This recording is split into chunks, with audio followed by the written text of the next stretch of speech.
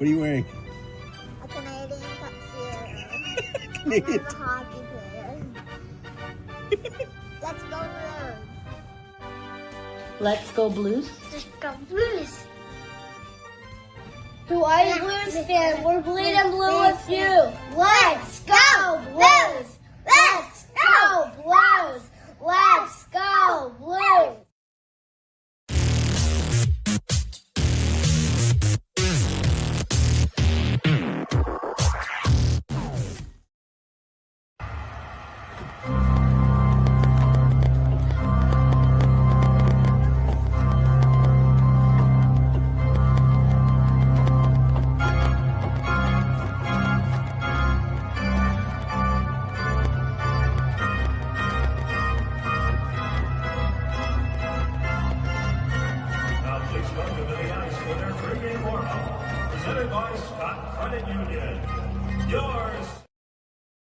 Blue Note, whoa, whoa, whoa, fan report. Hello, everyone. This is Guy, the White Blue fan. Join with my buddy, my pal, my friend, my esteemed co-host, Justin Eagle Eye Scott. How are you doing today, Justin? I'm doing okay. I just got finished watching the Rumble, so kind of perfect timing there. Yeah, I was. Look, man. Hold on. I gotta mute my TV didn't connect like it's supposed to. Dumb TV. Let me mute that. There we go. I'll connect here in a second. I used to really enjoy wrestling, and it just in recent time gone away from me. And I get people to do, because for me it used to be fun. I know it's fake and all this other stuff, but like you talked about the writing of it, the storylines. That's kind of what I liked. And that's, I actually like that you're a fan, because you can help, point, because I do have some people that like it and talk about it. I know Bob Morton, if he's on, he'd be talking about it. So that's good. Last home game before the break. Are you ready?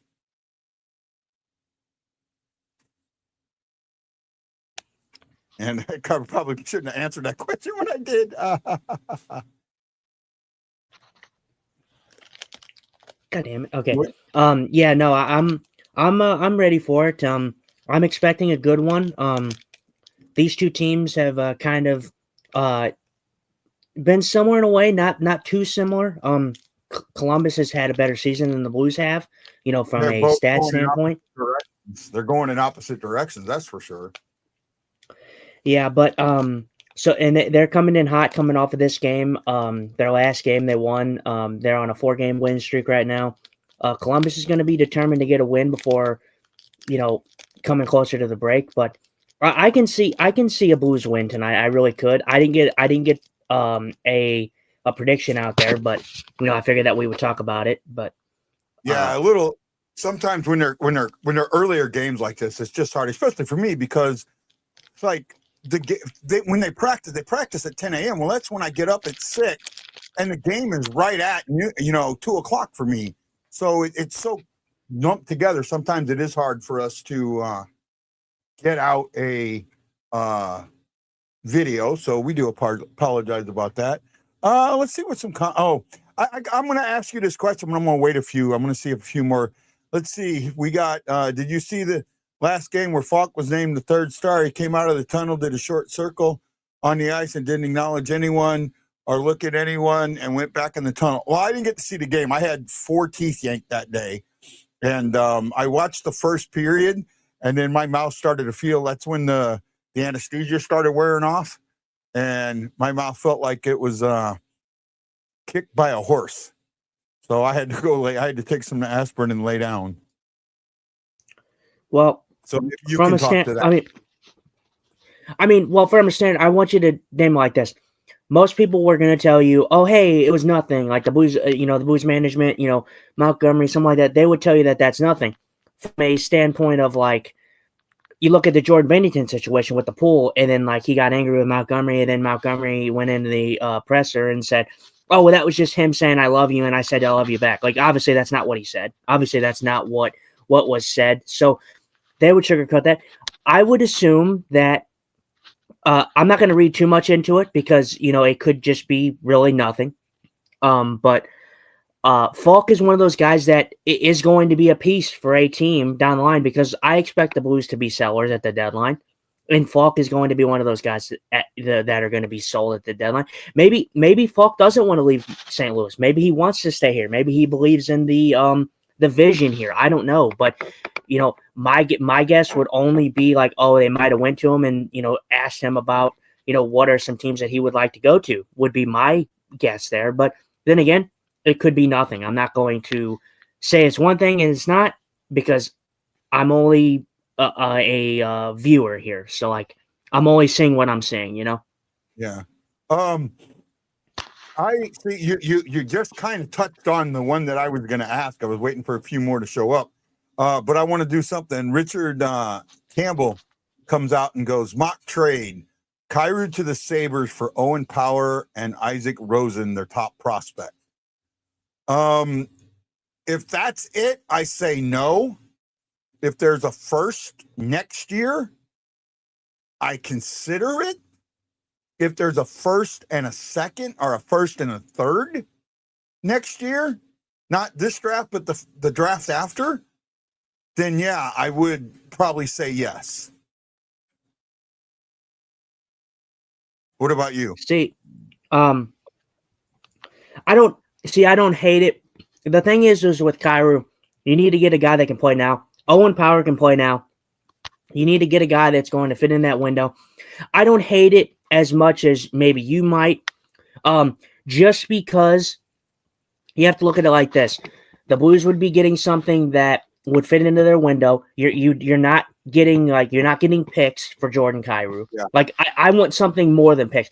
For guys like that, like yeah, picks are nice, but I want guys that can play now.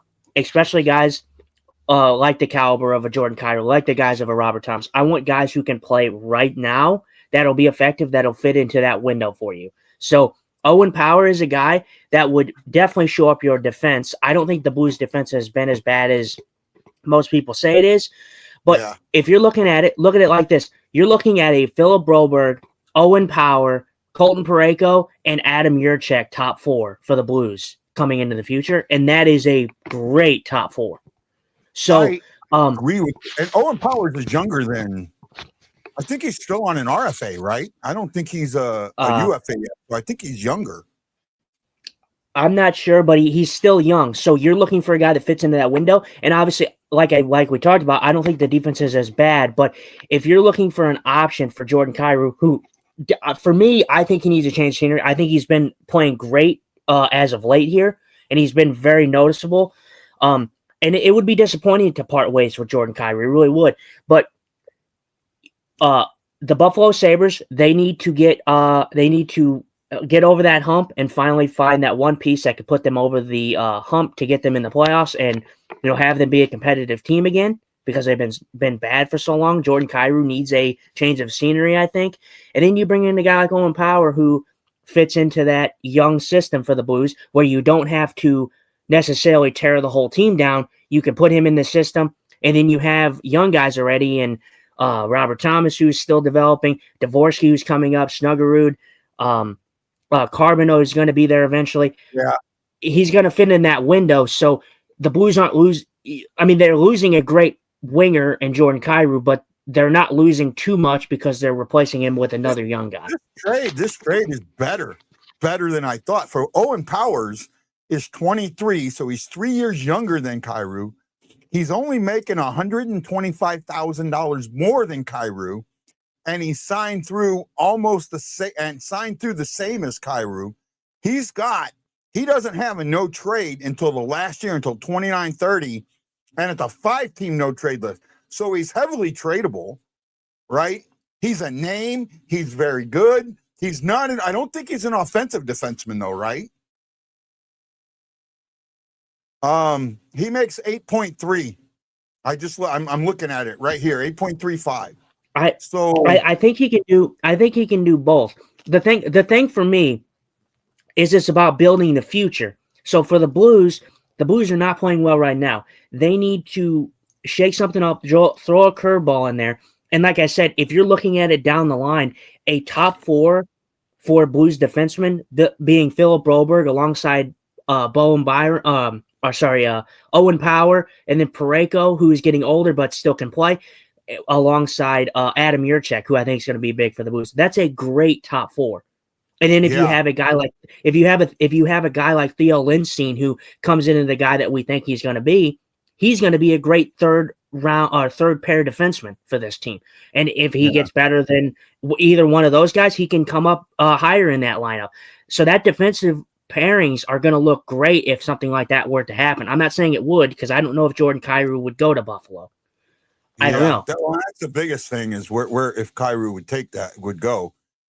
He says another mock trade, Rasmussen, Soderblom, and a first and a third for Falk and Sundqvist.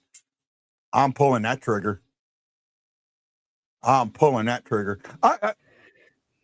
Before we talk, first of all, basically, I've written the season off. This is a top 5 draft pick for us, I think. Right? It's not a great season to have a top 5 draft pick, but we're going to have a top 5 draft pick. And having a top 5, we've got a chance at 2-1. Not a great chance, but a chance. Right? So having the top 5 pick is kind of okay for me. And if you want to get me another first round pick this year, I'll take that. If the Blues have an anomalous season, and the weird thing is we're still talking about this. There's not as many games left in this season. The Blues have not had the season that they need to.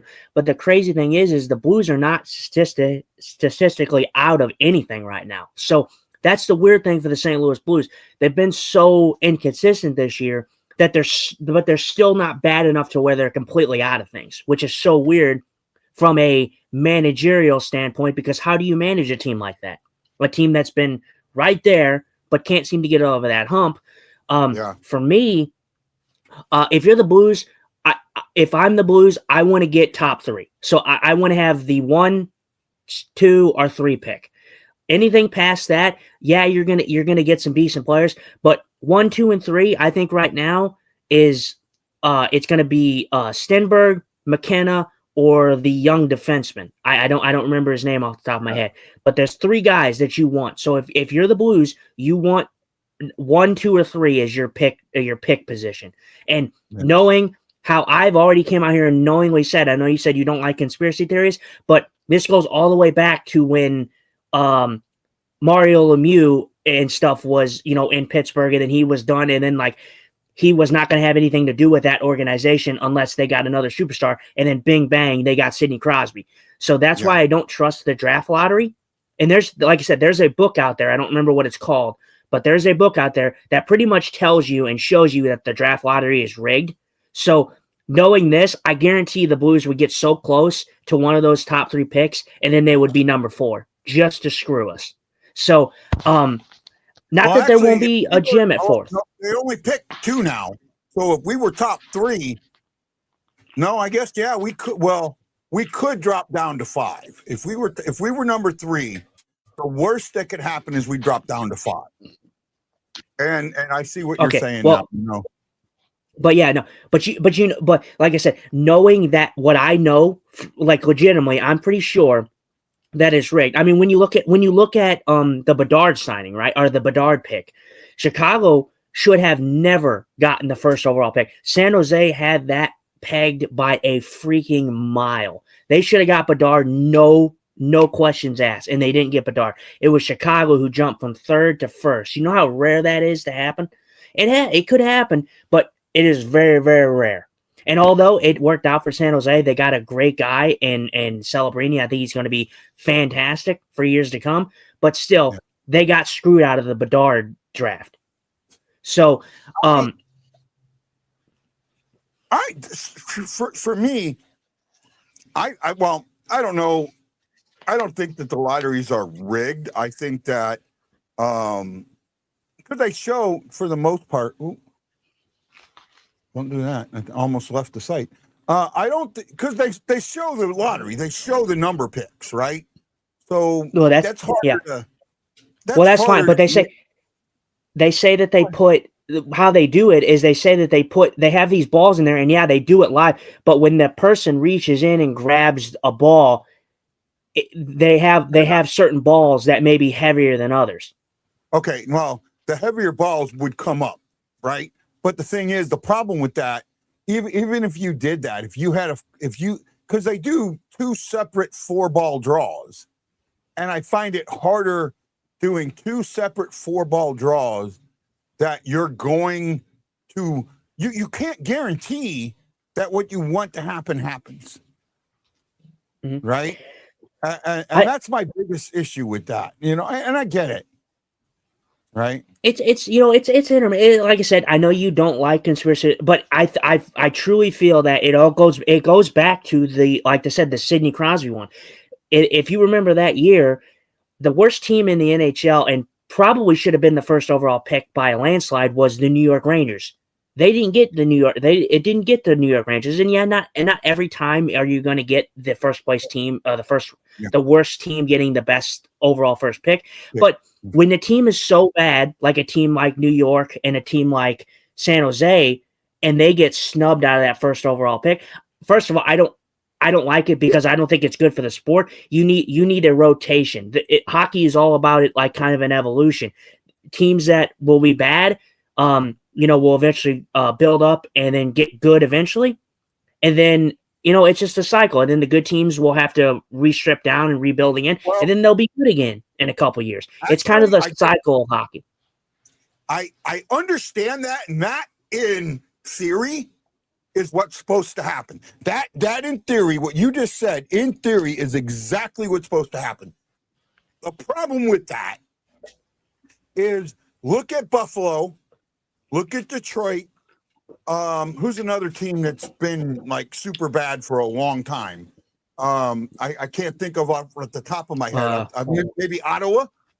Ottawa or Columbus. Columbus is in that category probably. Okay. Of those 4 teams, 3 of them have piss poor management.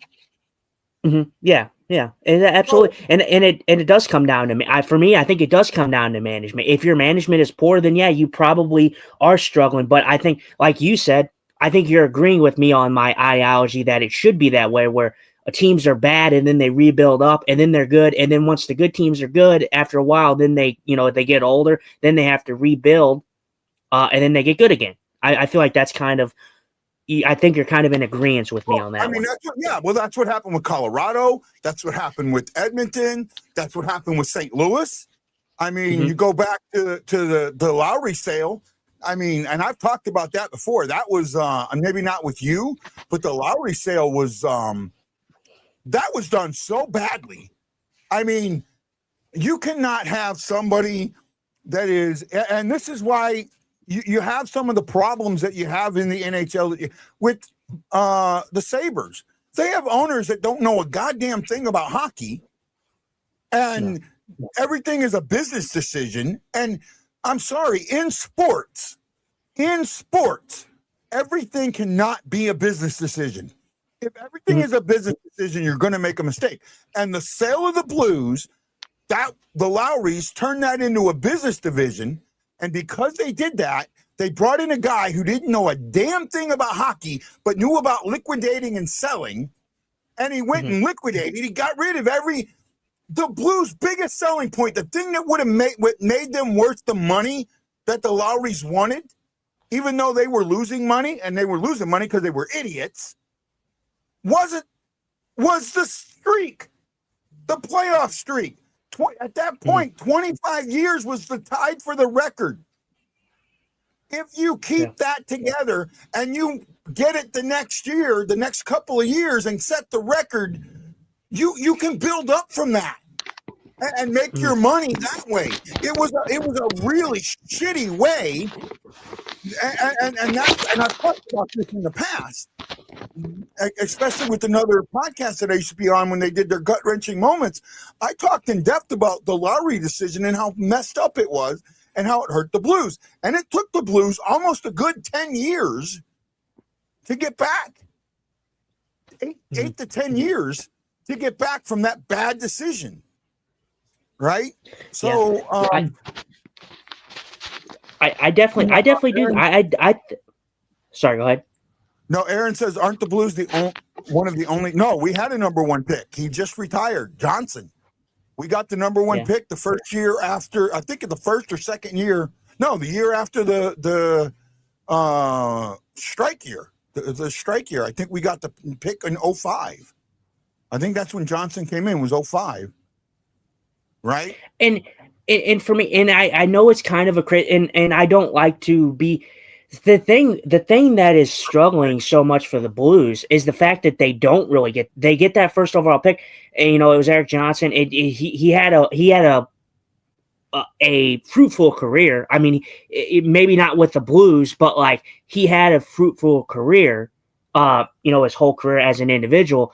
But you look at that, the Blues have never been a team that have ever been bad enough to get that first overall pick.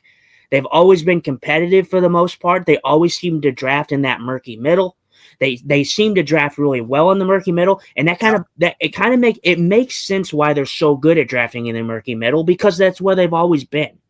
They don't know. I feel like they don't know anything else than being in that murky middle.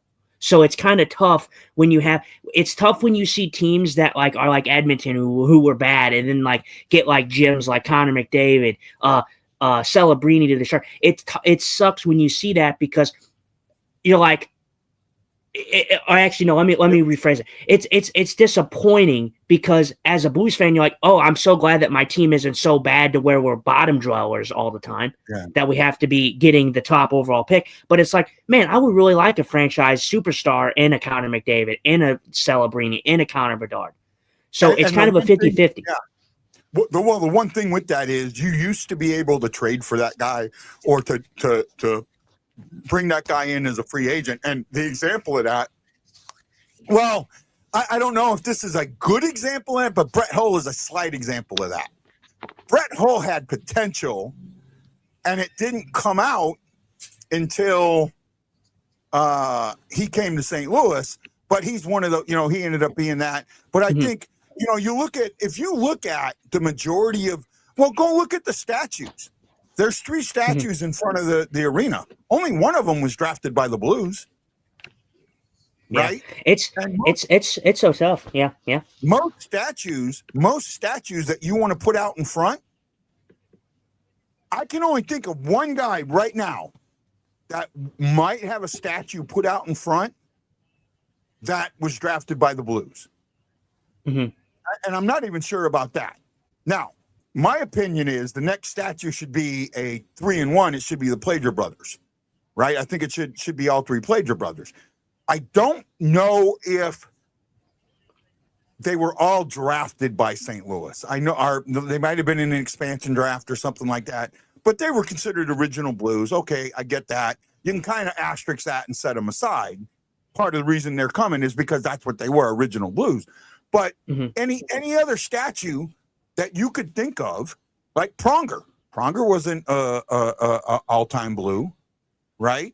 Wasn't the only statue that I could see getting put out in front of the stadium right now that I'm like dead certain that he'll have a statue someday is going to be Bennington.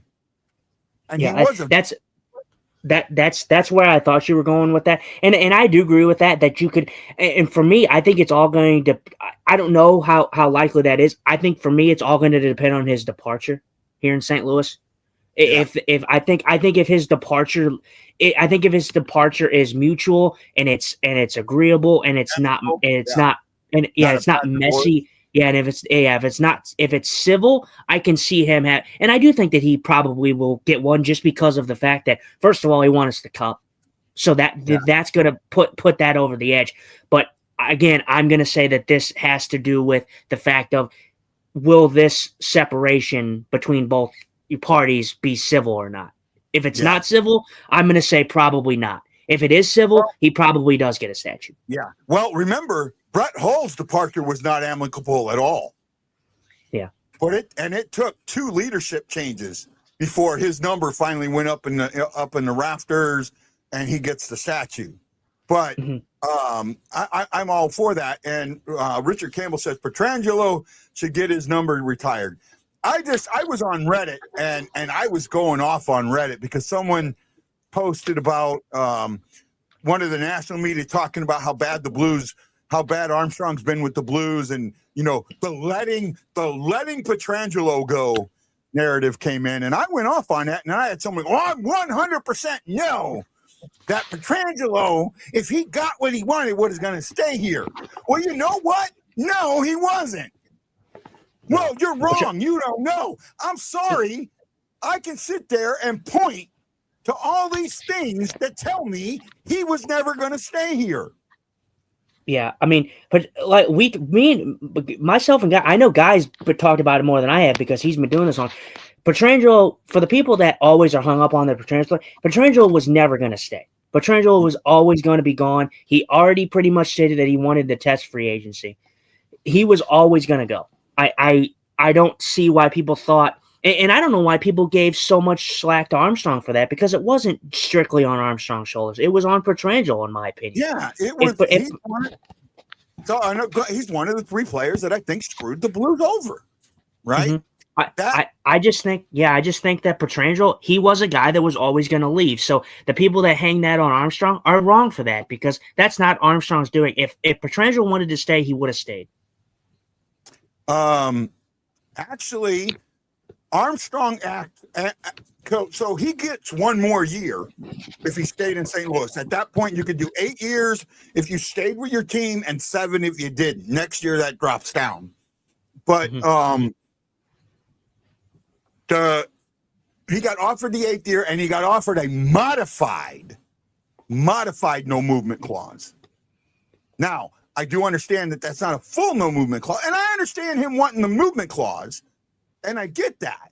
But at the same time, he could have gone. So the only thing a no movement clause does, the only thing it does before, the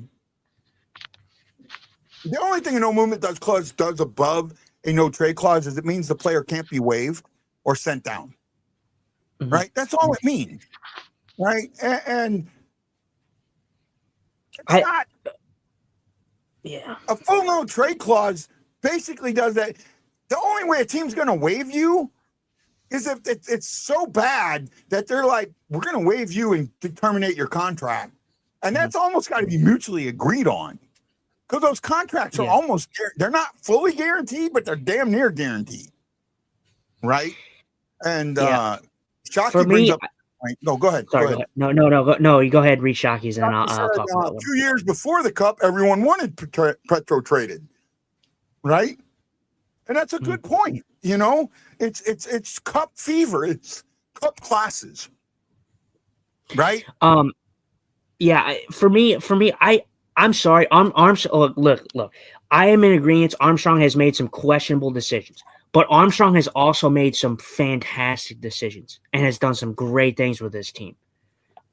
You look at, you think of the two recent biggest things that he did. The offer sheets. Mm-hmm. We have Broberg now. We have Holloway. Holloway's got to stay healthy. Holloway's been so injury prone. But we knew that coming in. He was injury prone on Edmonton, but he's still a fantastic player when he's in the lineup. Philip Broberg is slowly but surely becoming the Blues' number one defenseman. Yeah. I mean, that's recent. I don't think that slowly. I think that quickly. I do think so too. But I think Parayko being there is always Parayko's always going to be in that question just because he's here. As soon as Parayko's getting a little older, his year hasn't been outstanding this year, but him and Broberg have been great together. So yeah. I'm with you, man. I'm with you. And number one, to me, if you're on the top pairing, you're a 1A, 1B, and Broberg is there. He's not a number two, just he is. And you've seen when he was injured a little bit, or he was hurt. He was hurt early this year, and it was definite that there were some issues there. Yeah. And just look at his ability, just skating ability alone. I mean, the fact that he can skate out of the zone. He was doing Colton Parayko things when Colton Parayko is at his best. He's carrying the puck through the neutral zone. He's skating in with speed. He's skating against other teams like 1-on-3, skating in the zone.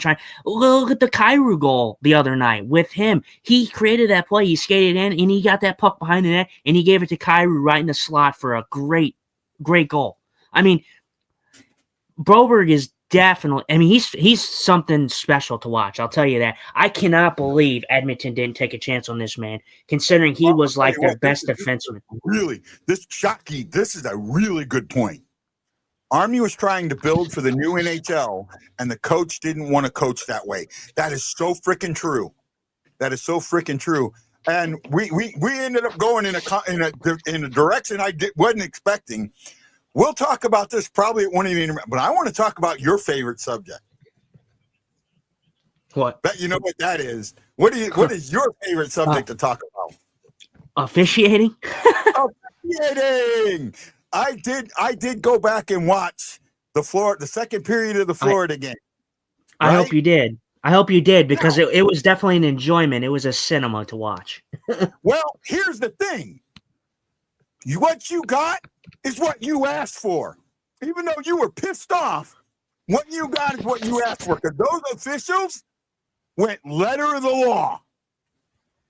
And I know everyone talked about the 4-minute one, which in the third period, which I haven't watched yet. But I did go. Everyone, they didn't check for. They don't have. Blood is an automatic 4 minutes, but you can get a 4 minutes for an intentional. Well, first of all, I want to say this, because since you had not seen it, I would go back and rewatch it, because one, it was not intentional, and second, there was no blood. So, they got that call wrong. That was a wrong call. It didn't matter, because it didn't. Nothing came of it. That I don't even think Florida got a shot on it. But still, for me, the way that I viewed that is, we talked about the embellishment, and I'm with Curbs on this one. Curbs talked about this with embellishment.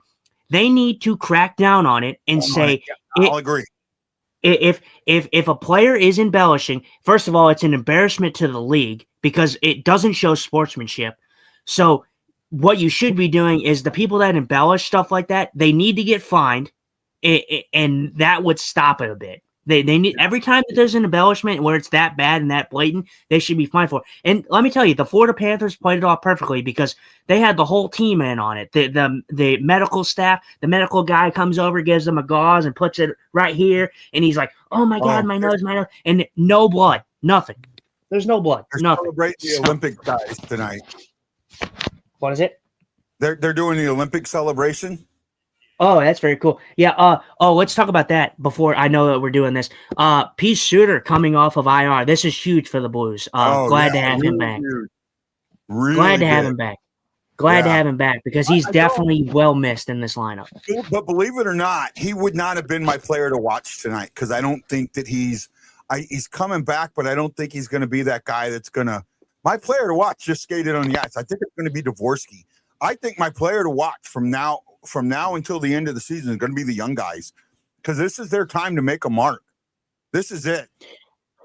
Well, I think Dvorsky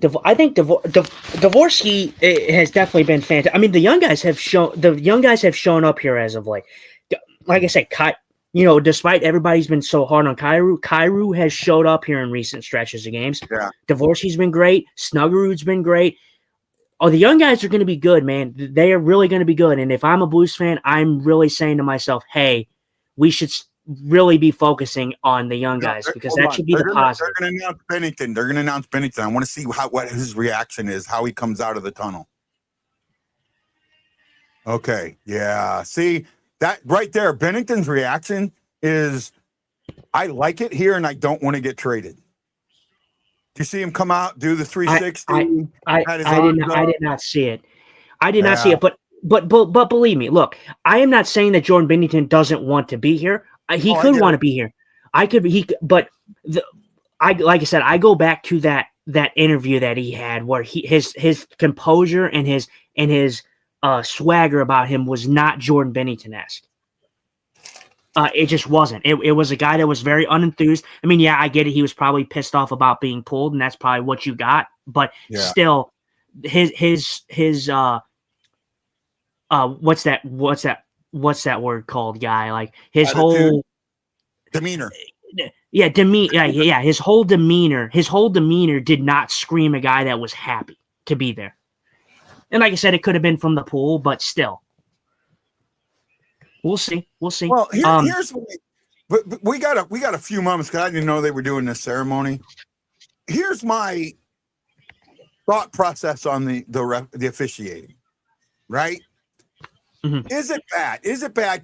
Does it need to be fixed? Yes, it needs to be upgraded. It needs to be fixed just a little bit, right? Can I stop you real quick before? Can I stop you real quick before you finish? I want to preface. Okay, I know I say awful bad officiating. I want to just say the word that I've been using the most is inconsistent. I don't necessarily think that they're bad 100% of the time. I think they're inconsistent, and I think that's the best use of the word, inconsistent. Okay, and that's fine. I'll agree with that. I'll absolutely agree with that. What I was trying to get at, well, see, and I was watching the ceremony. Suter, Broberg, and Devo just kind of skated to their platforms, right? Pareko came out, made a little bit bigger of a lap, and then Bennington came out, held a stick up, and kind of did a 360, the pirouette. It kind of tells me, and again, you're looking at Bennington and Pareko has longtime blues, you know, so if they would have come out and just skated right to the podium, and I get it was closer and the other guys was farther away, but if they would have just gone right there, that would have told me they're you know, not, you know, they don't want to be here. But yeah, you know, the fact that they came out and did a little more. Well, and I also want to preface this too, the personality of these guys. Bennington and Pareko, I feel, have a little bit of a out there more personality. When I think of a guy like P. Suter and I think of a guy like Broberg, I've told you before on this show that it feels like Broberg, that man like doesn't even smile ever. Like, yeah, he's just a guy. He's a straight business kind of guy, and I don't mind that. I don't think that has anything to do with that he doesn't want to be here, because if he didn't want to be here, he wouldn't have signed the contract that he did. So, yeah. And Suter's new here, so Suter, I don't strike as a guy that really is like an uplifting individual either. Hold on. I think I'm getting my points getting misconstrued a little bit. Broberg, Dvorsky, and Suter, them just skating to their podium doesn't mean that they don't want to be here. It just for me, it's the fact that the two longtime blues gave a little more than just going straight to the podium, even though it's right, you know, it was right there. They gave a little more. I like that. Richard Campbell asked, which David Perron departure hurt the most, 2013, 17, or 22? Granger says 22 Perron, but he was among the veterans who needed to go. For me, when you say hurt the most, I would probably maybe 2013 more than anything. But because 17, he got drafted in the expansion draft. For me, the one that pisses me off the most is the 22 one, because he lied. He straight up lied to everybody. And that's where I think, see, we as fans, we as people, we as a civilization, we as human beings have this propensity to hear something. I worked for a guy, and he had this saying, and I absolutely hated it, and now I know why I hated it, but he constantly said, first lie always wins. And he fired me. He got me fired by a lie. And a lot of that's happening in civilization in our country right now. A lot of that, in my opinion, first lie always wins. And with Perron, he told the first lie, and most people say, oh, that must be the truth, and the first lie wins. So that's kind of where I'm going with that. Sorry, we're about to have puck drop.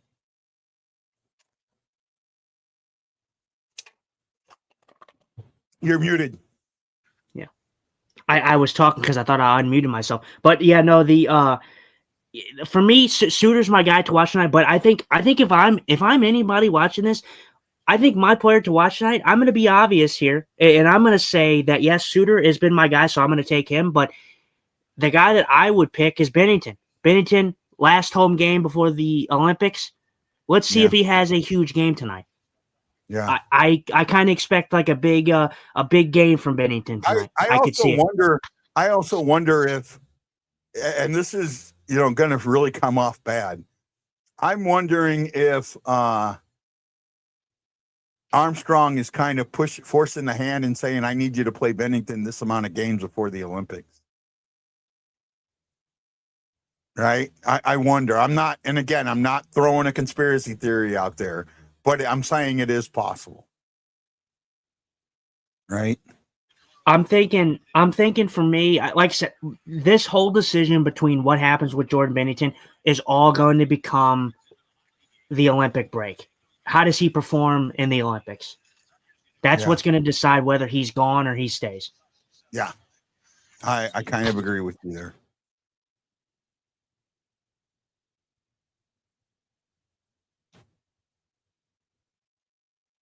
I mean, I looked at the last game. I mean, Hofer gave up 4 goals. No one bitched about that. Bennington gave up 3 in a loss, and everybody bitched about that.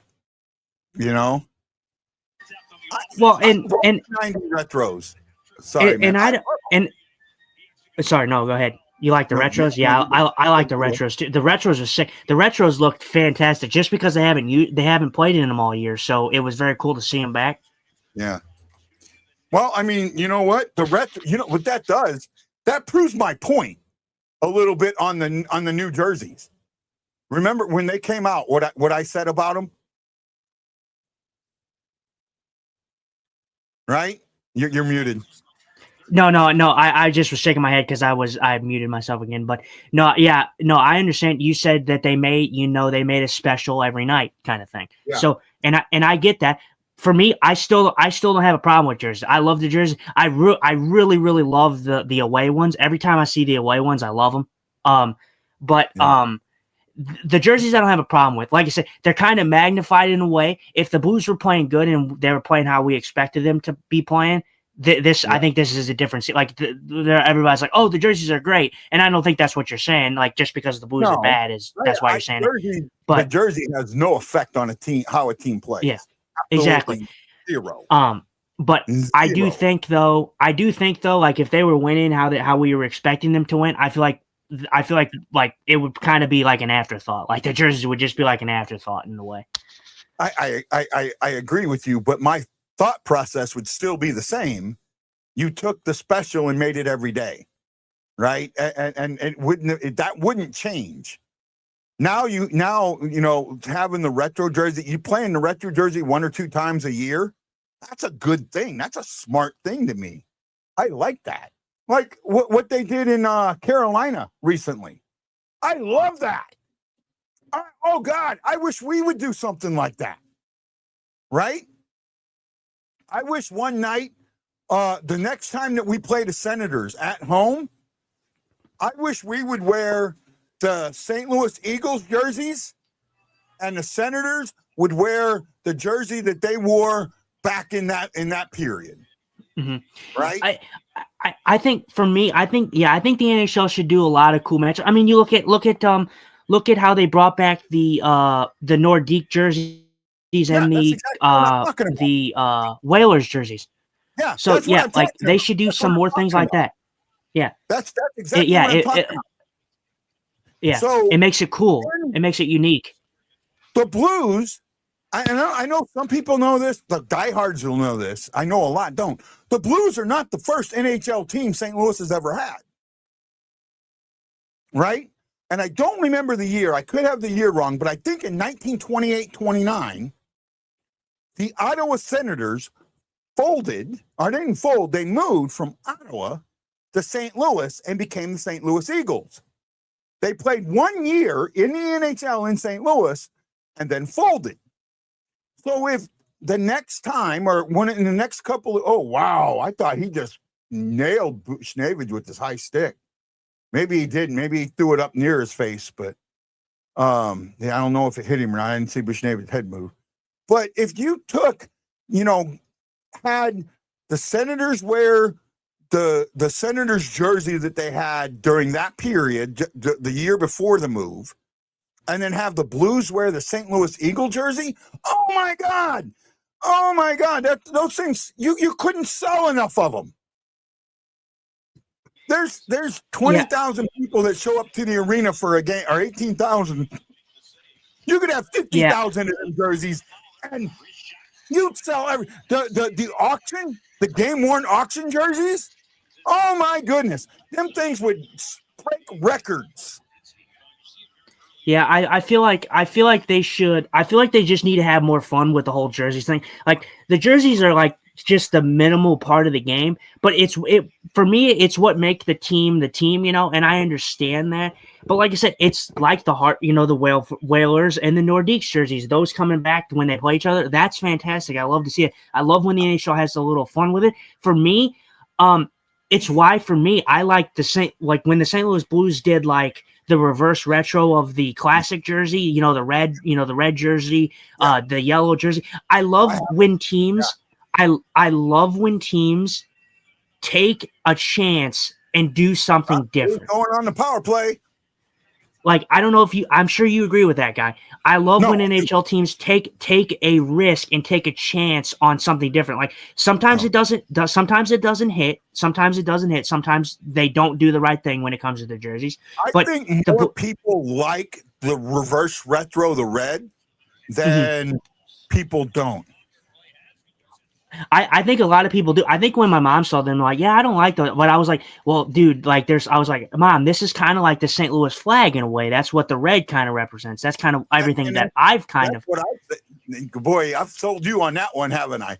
I mean, I've been told, oh, that's not why they did it. But okay, maybe that's not why they did it, but it's sure what it feels like, right? It may have turned out that way. Well, that's kind of. See, if I'm viewing it from a fan perspective, that's like why should you not want that? That pretty much encapsulates everything St. Louis. So the St. Louis flag, you got the red in there, you got the staff or the music. Down on the bottom. Yes, yeah, down at the bottom. It encapsulates everything that is St. Louis Blues. When you see that, when you see that jersey, you think St. Louis Blues immediately. So, absolutely. I hate to interrupt you here in your thought process, but it's like WWE, for instance. Their theme song. Think of a WWE theme song, and then you think of a jersey for an NHL team. It's practically the same thing because once you hear that music hit, you know who it is instantly. Yeah. So that's the same thing with a jersey. I have an idea for an NHL jersey night. They could do this 2 or 3 nights in a row. Right, or a week. Have a week of this. Oh, nice shot by Bushnevich right there. Very good try there. Oh man, we might be dead on because you. Yeah, we are pretty close. Yeah, I'm at 1540 and counting. Yeah, no, I'm a little ahead of you, but not too far ahead of you. What is it? The thing for me is I got a lot of pushback. Not a lot of pushback, but I got like a no from you. For me, I understand why they wouldn't do this.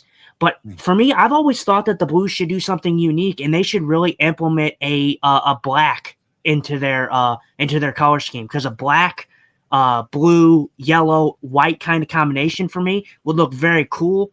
I think that you don't have to make it an everyday jersey, but like an alternate or something like that. I think implementing a black with that color scheme, chef's kiss. I think it would look amazing. Oh, I'm sorry. You're right. I disagree with you on that. I do not want to see the Blues in a black jersey. That's just me, and I get it. You're welcome. Maybe not full black. Welcome to your opinion. Right? Maybe not full black, but implement some sort of black in the jersey. You don't have to make it a full black jersey. This is the closest I would ever want a black jersey. Yeah. And the reason and it's actually not full black. It's got some. It's really a lighter black when you think about it. I know black doesn't have, but it's a military jersey with the gold. So, you know, you can see I got my patches on it. Right. And for me,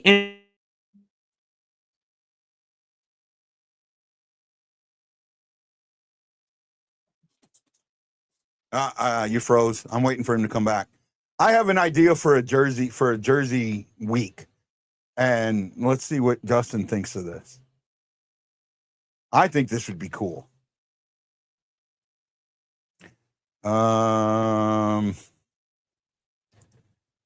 instantly before you pulled it out. I got to wait for Justin to come back. I'm gonna pull him out of here until he comes back. He's frozen hard. He's probably gonna have to reset. He'll figure it out and he'll do it. He's good at that. 7 people watching. We got 5 likes already. Aaron Nails, Lance, Scott, Ted Dieterman, DeAndre. Thank you, DeAndre. He's one of the guys running our reunion in September. Thank you, DeAndre. I appreciate that. Equido. Thank you, buddy. Love getting that. Love getting my alumni, NJROTC alumni involved in the show. I think that's cool.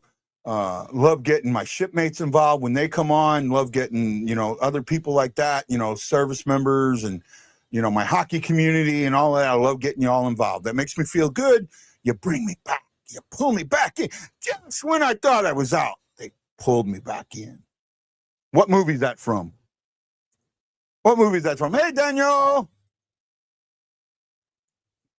I think Justin knows these pros. I'm going to send him a text, but I'm sure he'll figure it out.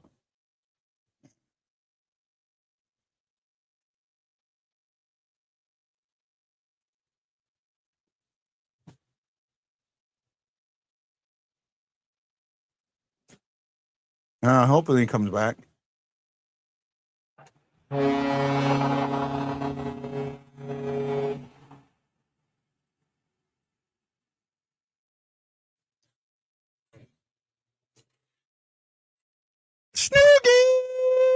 Snoogie with the noogie. Oh, there's a call. Snoogie with the noogie. Oh, I like it. Snoogie with the noogie. Yeah, I was all Devo, man. Oh, wow. Nice. Tic-tac goal. Nice tic-tac goal. Nice tic-tac goal. Nice tic-tac goal. Yeah, I know you got locked out on me, man. Sorry. I didn't know what to do, so. You're good. What in the world? Am I still here? Yeah, you're here. You're good. Oh. Why is this doing this? It's messing up on my tablet here. Go figure. Okay. Well, we got you. We can see you, bud. All right. Yeah, well, I can't see you guys. That's part of my problem. Okay, well, don't worry about it. We can see and hear you, so you should come back. We're good. If you lock up, you popped out. Okay, he'll figure it out. Well, that tied it up. Ouch. Wow, he got left. They left Jordan Bennington hung out to dry on that one. They left Bennington hung out to dry. Now, people will be bitching and complaining, oh, Bennington should have got that. Why was he in the wrong position? He got hung out to dry. Can you see us now, bud? Yeah. Yeah, can you hear me? Okay, yeah. Yeah, we can hear I'm you. good now. Can you hear? Okay, yeah. No. Okay, I missed a lot right there. All right, I didn't miss it, but I wasn't here. But the game tied now. But good play there by the Blues to get that goal. That was a good, beautiful goal by Snuggerud. Yeah. Then Columbus comes right back down and scores. Yeah. They left Bennington hung out to dry on that one. You watch it. Yeah, Bennington I saw that. Yeah, right. I saw it. I have a new call for Snuggerud goalie. A goal. Snoogie with the noogie. Yeah. It's not too bad, right? So now we can talk about it. We're tied 1-1. This is my idea for a themed jersey, right? And you can do it. You can do it for a week, or you can do it minor league night. Each team wears their minor league jerseys. Yeah, you could implement. You could implement a night like that. They wear a minor league jersey from the past. Like, for example, while I love this, I love the Thunderbirds. I would love to see the Blues come out in Riverman jerseys. Yeah, there you go. Prior Riverman jersey. Yeah, I see. I like ideas of. I like the idea of both. I mean, you could. And the thing is you could definitely implement something like that because each team has an AHL affiliate. So yeah, You could do something like that if you wanted to. But granted, I don't know if they would do something like that just because the AHL and the NHL are a little different. Granted, if you're making it a theme night, then it's it's kind of a little different. It's a one-time thing. You're not wearing the jersey every night. Yeah, you make it a one-time thing. You are one time or a 1 week thing, so every team gets to do it at least once, if not twice. Gets to do it once at home and once away, minimum, right? But what it really, really does, is it connects teams to their minor league teams, right? And to connect, like you get Sam on here, and Sam tells you, "Oh, I don't watch the Blues that much," right? Well, and I personally don't watch Springfield as much as I could because it's harder to watch them because they're so far away. But if you brought that jersey in, that connection gets there. Oh, and as soon as I mention her name, look who pops into the show. Oh, that's too good, Sam. That I just mentioned your name, and you pop in the show. I have an idea for a theme night for jerseys, and it's to do a minor league night. And you can either wear your current or a former minor league team's jerseys. Like, as much as I love Springfield, I would love to see them wear a Peoria Rivermen jersey from back in the day, from back in the late 80s, early 90s. I'd love that. I'd love them to wear a Springfield jersey, right? How do you even watch them? I'm not sure what it's streamed on. So for me, memes, I do not live in the St. Louis area, so I watch it on ESPN Plus. If you live in the St. Louis area, you have to watch it on FanDuel. Is it FanDuel? FanDuel Sports Midwest, right? That's the only way you can watch it, except Monday's game. Is it Monday's? No, the game on the 4th. I want to talk to you about that. They're on TNT that night, right?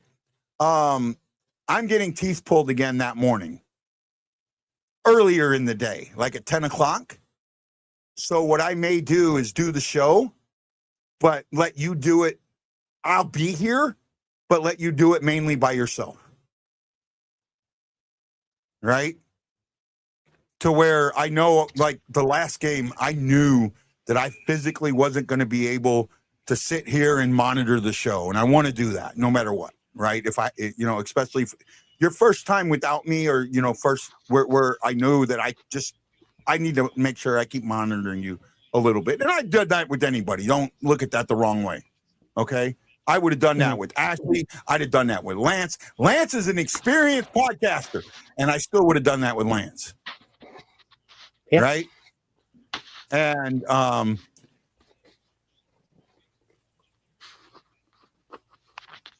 I need my wisdom teeth out, and I'm podcasting. Oh, procrastinating. I thought he said podcasting. So, it didn't matter who it would be. I would still do that. So I may do that. And then if I can, I'll interject. I'll like pop in and interject as I can. Right. Mm-hmm. Right. I know we're doing this live, but I don't see anything negative with that. Would you be cool with something along those lines? Yeah, that'd be fine. Yeah, we can talk about it after the show and whatnot. If I upset you that I talked about it live, I apologize. I didn't think it would be a negative thing.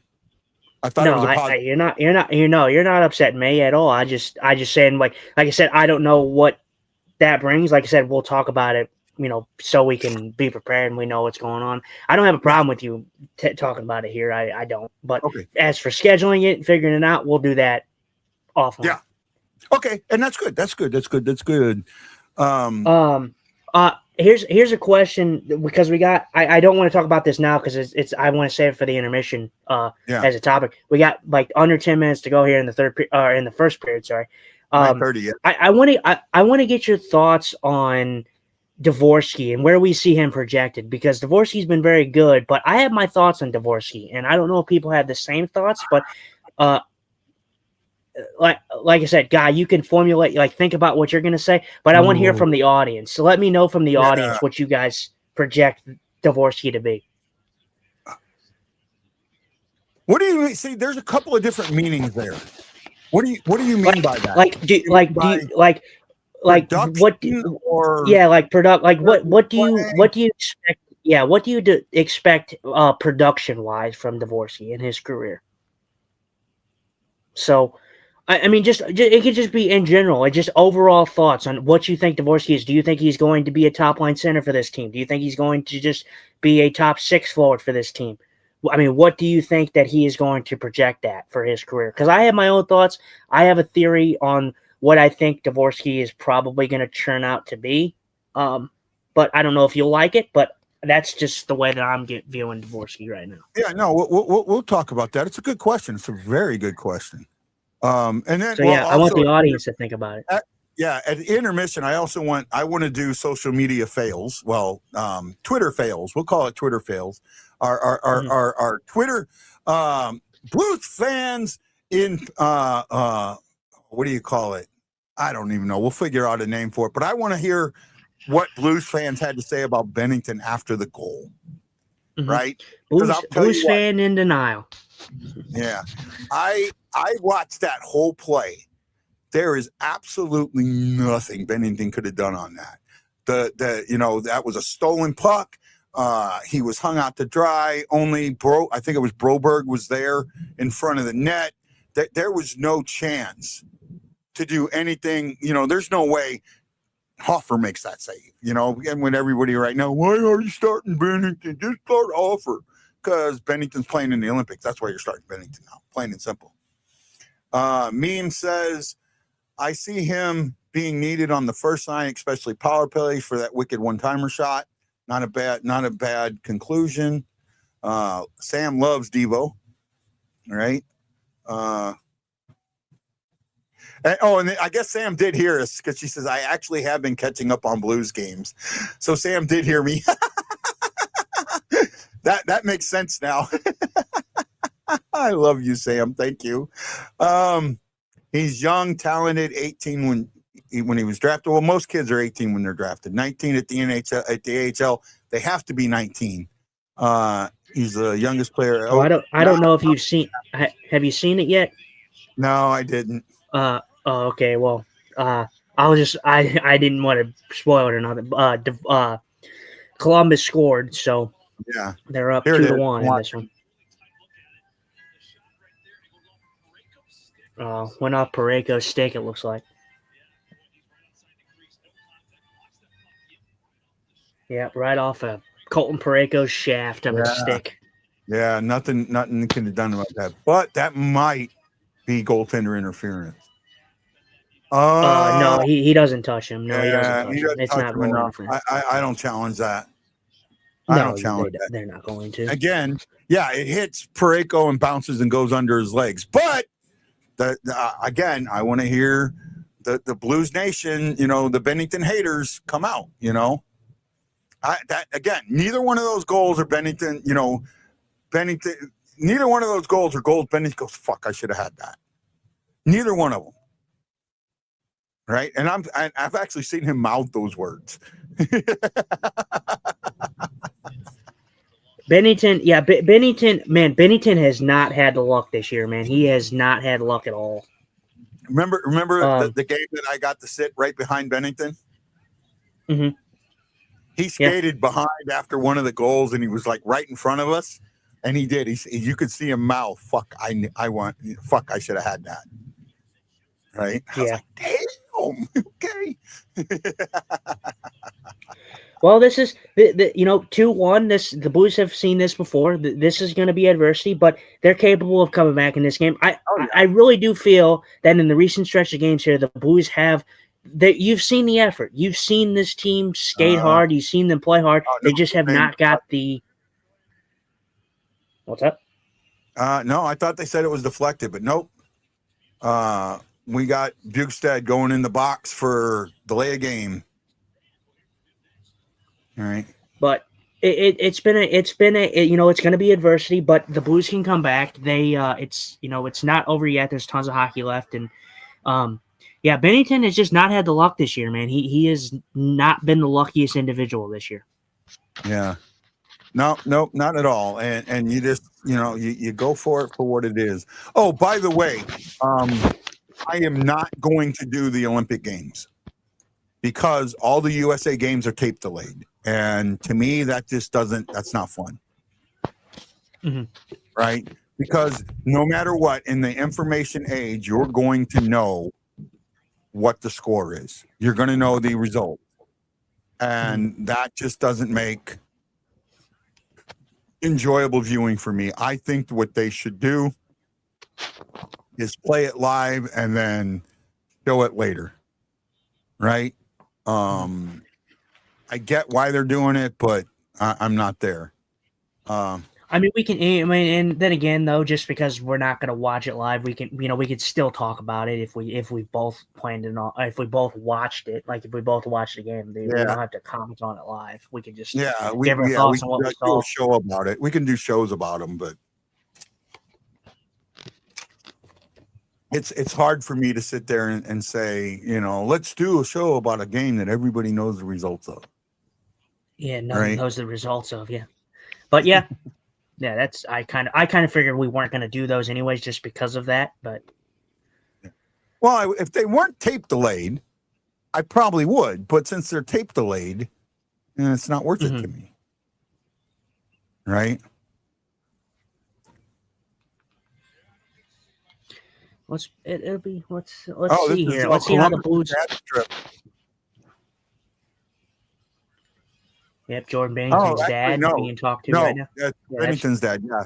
So our dads are going on the next 2 games trip. The dad's trip is to our Nashville Dallas and Dallas and Nashville. Dallas? Dallas is the last game. Yep. The Dallas game on the that's the one I was talking about. Yeah. It's going to be interesting to see how the Blues respond here. They're down in this game, so it's going to be interesting to see how the Blues kind of respond after that.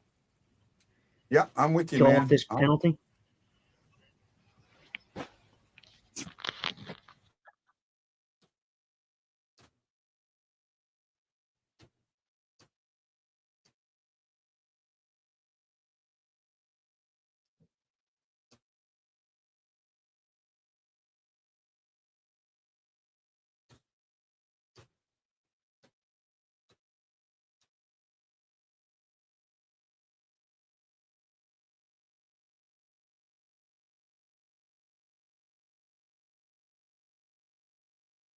We've only lost.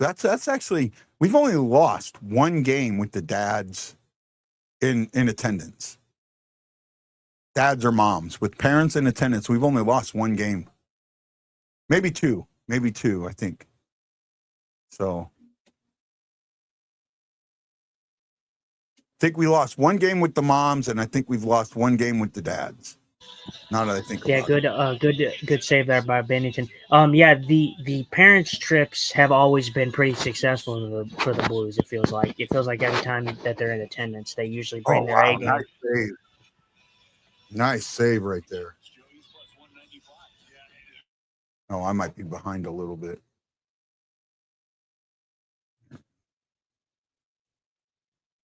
Okay, I might be caught up now. 21 seconds to go in the power play and counting. 15 seconds.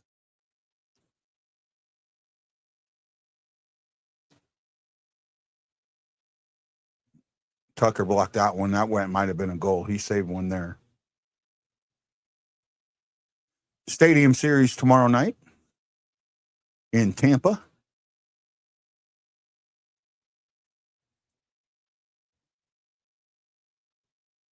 Killed that one. We're 5-on-5. I thought our pregame, we had a good discussion pregame. Really good discussion, I think. Yeah, pregame was definitely good. By the way, I have an old video that I did 3 years ago, I think in 2021, when I broke my arm at a rally house in St. Louis. I did a 1-hour interview with Gary Unger and Mike Zook, and I'm trying to make some reels out of that. Right? So that should be a fun one if I can get it up. That's what she said.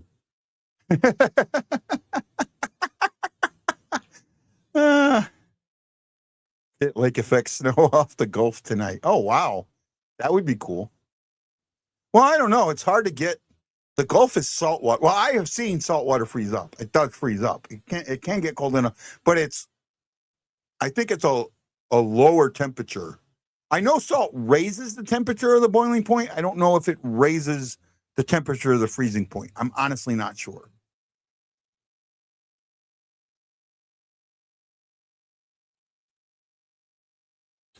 Here we go.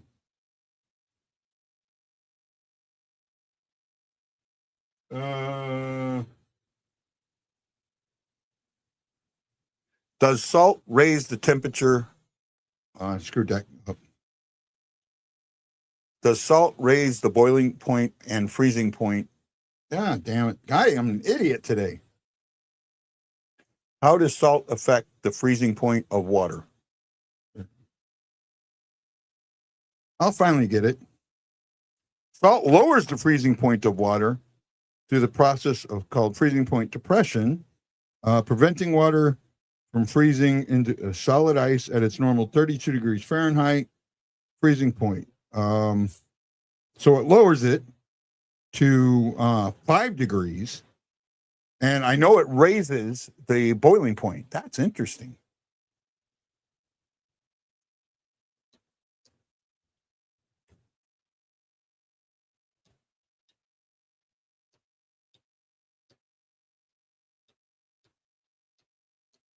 Oh, some chirping going on.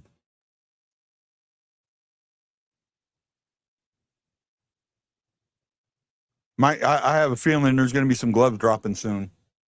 If not in this period, very early in the second.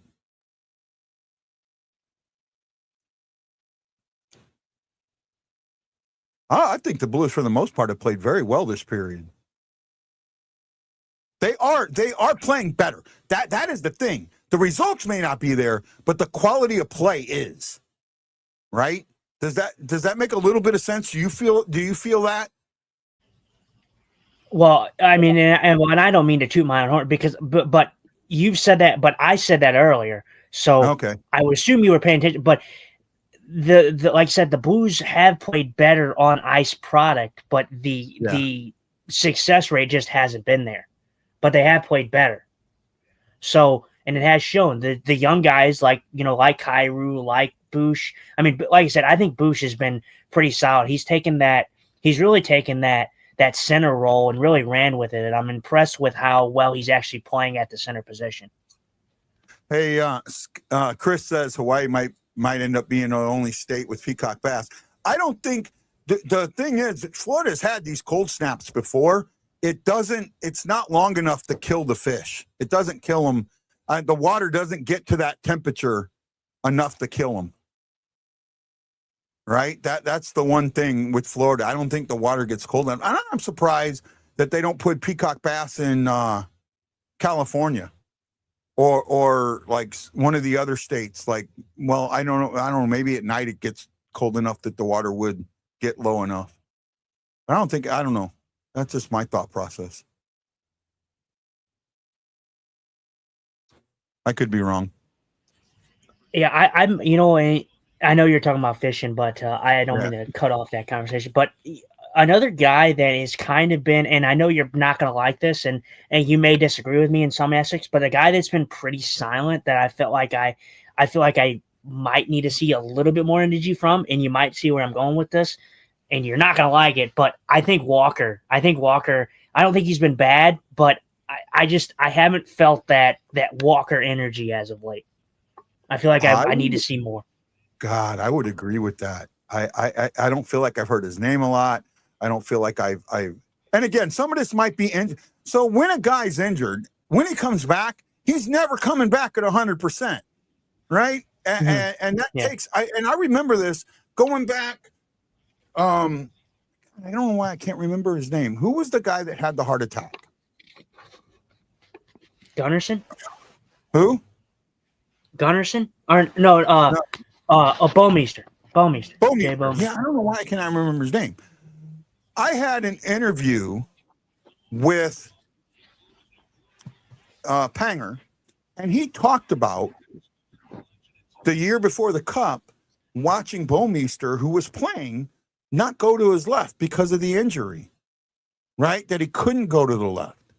So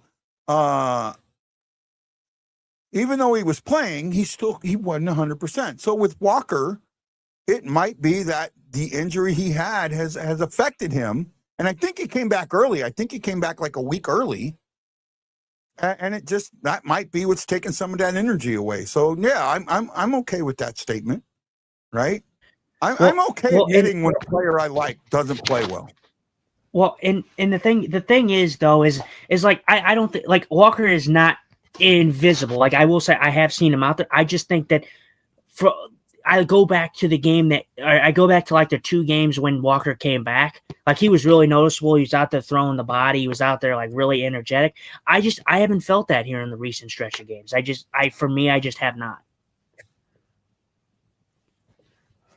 Chris says with fishing that it's an instant, you know. Oh, well, I mean, that's interesting. I guess it'd have to really get cold to kill them all. Walker came back a week and a half early from his injury. Yeah. Well, that's the end of one.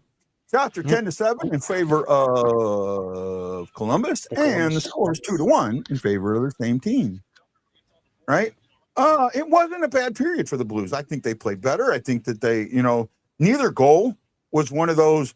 The second goal was one where, you know, it was deflected, but it was, you know, the first goal was the one where the Blues just had an absolute breakdown. The first goal was a breakdown. They allowed the player to get the puck deep, and it cost them. But overall, you know, they played well. And in that goal by Snuggerud, wow, man, Snoogie with the noogie, he's heating up. Devo is definitely the young guys, the guys that we need to heat up. Devo, Dvorsky, Snuggerud, right? Those are the guys you need to heat up, and they are. So the more they heat up, the better for us. Yeah. Yeah, no, it was a solid period. It was not like I say, a Picasso by any means. You know, we get the defensive breakdown on the first goal. It was disappointing that it came right after the Blues scored, you know, off of a great play started by Dvorsky, and Snuggerud caps it off. But there's still plenty of time left in this game, and I'm not overly concerned with the ability to come back in this game. You know, Blues are down 1, plenty of hockey left. I do think that they can rally and get a couple more goals because the offense has came alive here in the most recent stretches of games. Like we've been saying, they've been playing better. They just have not got the results that they probably should have gotten, you know.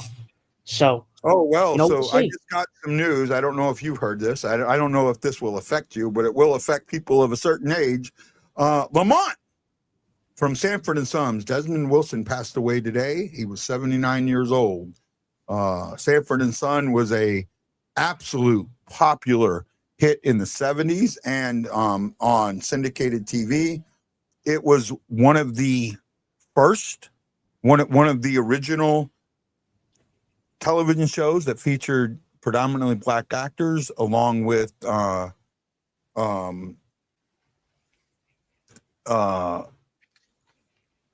can't think of the name of the show now. What's Happening, and then the other one, it was the Jeffersons. So I don't know why I'm blanking out, but you know, really sorry to hear that. Lived a good life, and you know, hopefully it gets better, or hopefully, you know, his family gets grief or whatever. I don't know. I don't know what to say. I'm an idiot. Guy's an idiot. And I'll say it now. Yeah, hopefully, yeah. I mean, you know, heart, heart and everything, and praying goes out to all the family. You know, family and friends there for sure. I didn't know.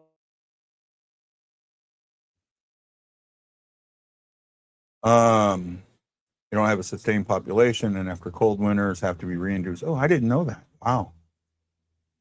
I did not know that, Chris. That is news to me. And we lost Justin. we'll wait for Justin to come back, and then we'll get in. Oh, you back? Yeah, no, I was saying, yeah, I didn't know him. I'm sure you knew more about him. But I'm telling you what, guy, I'm telling you, when they say death travels in threes, Catherine O'Hara, she passed away yesterday as well. So they say,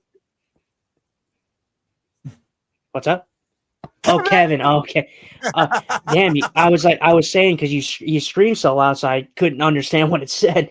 But yeah, no, she was a great actress, and she died, just 71. So I mean, I'm telling you, it is true when they say death travels usually in threes. Usually, Yep. so it's crazy that actually happened. But well, let's get to your question there.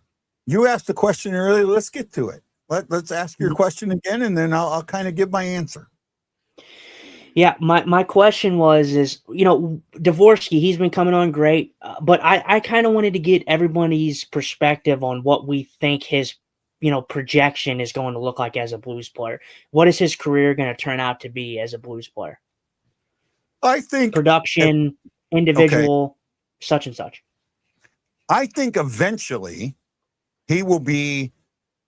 One of two things are going to happen. He's either going to make a strong 1A, 1B line, right? Or he's going to be so good that either him or Thomas becomes expendable.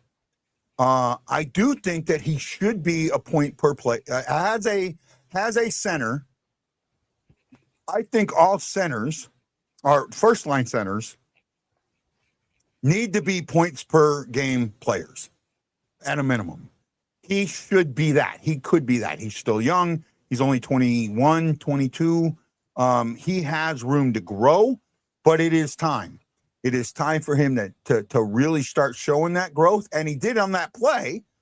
His pass to Steen was right on Steen's tape to tape pass, and that allows Steen to get it over. So him playing with Steen and him playing center with Steen tells me that he's going to be a top end player, and you're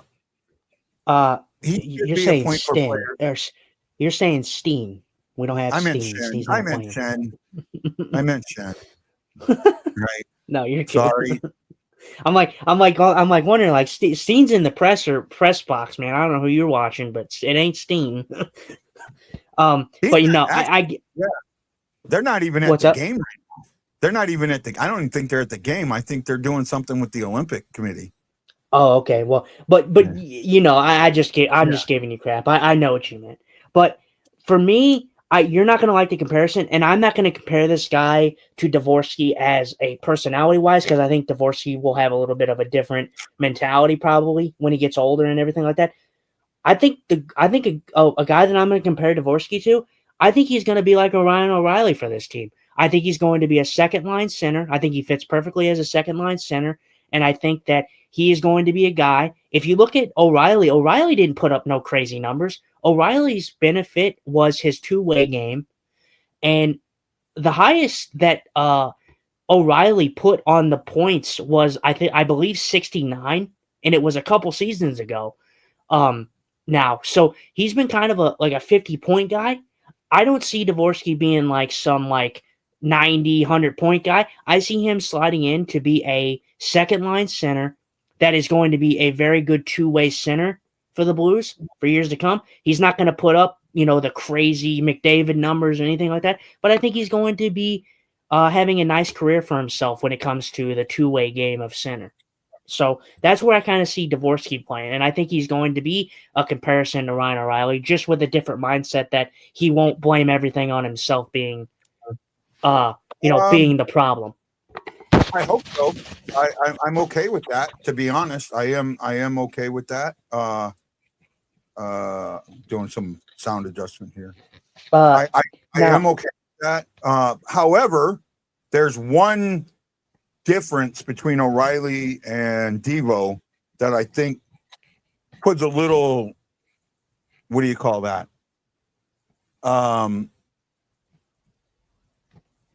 Because I'm not sure where O'Reilly was drafted, but I think he was a second-round pick or a third-round pick.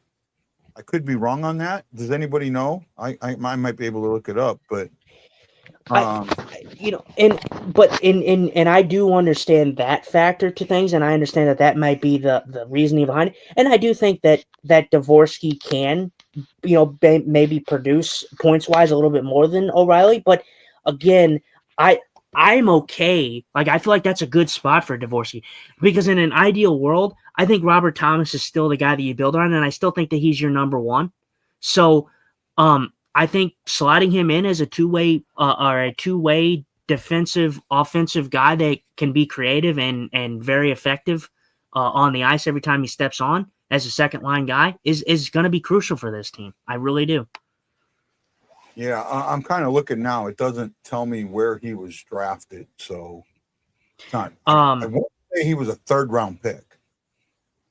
I know he went to Colorado. If I can get down here. Yeah, but I just think for me, I don't know how all the audience felt about it, but I think that was ideally a perfect comparison to where I see Dvorsky in his career. How about this? I don't think he was ever drafted. I don't think Ryan O'Reilly was ever drafted. Well, and you see, for me, well, and if that's the case, if I'm looking at that, I'm thinking like, man, what a player that you get in O'Reilly, who, if he was not drafted, look at the player that O'Reilly became. I mean, he's one of the most incredible two-way centers I'm not going to say the game has ever seen. In recent memory, he's one of the best two-way centers in the game. I mean, he is absolutely one of the best two-way centers in the game. I mean, the defensive ability with O'Reilly, the fact that he is creative with the puck, the fact that he has hockey IQ, that goes a long way. You don't have to be Connor McDavid. You don't have to put up 150 points every season. But if you're smart with the puck, you know, you're gonna be very much a hot commodity for any team. But obviously, I do think that there's a possibility that Dvorsky can be more productive. He was a 2nd round pick. He was drafted 33rd in the 2009 entry draft. So it did on Hockey Reference. It didn't put that on there. Right, but and I'm looking. But even if that is the case and he got drafted, I still think that's pretty high. That's a pretty good steal. I mean, granted, he did go to what, Buffalo? Did he go to Buffalo? No, was it? No, he went to Colorado. Colorado. He was the 3rd pick in the 2nd round. Mm-hmm. So right, you look at the career. You look at the career that a guy like Ryan O'Reilly has had, and.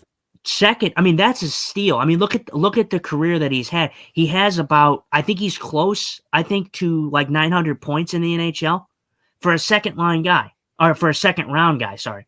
So I think that's a pretty good steal for a guy like O'Reilly. You know, who got drafted. I mean, granted, he didn't do his best stuff in Colorado or Buffalo, but look at the team that he had around him, and you know, when he played there. The Blues 1st round pick that year, I think, was a bust. I think he was an absolute bust. From what I'm seeing, David Rundglass. Yeah, pretty much. Pretty much. Yeah.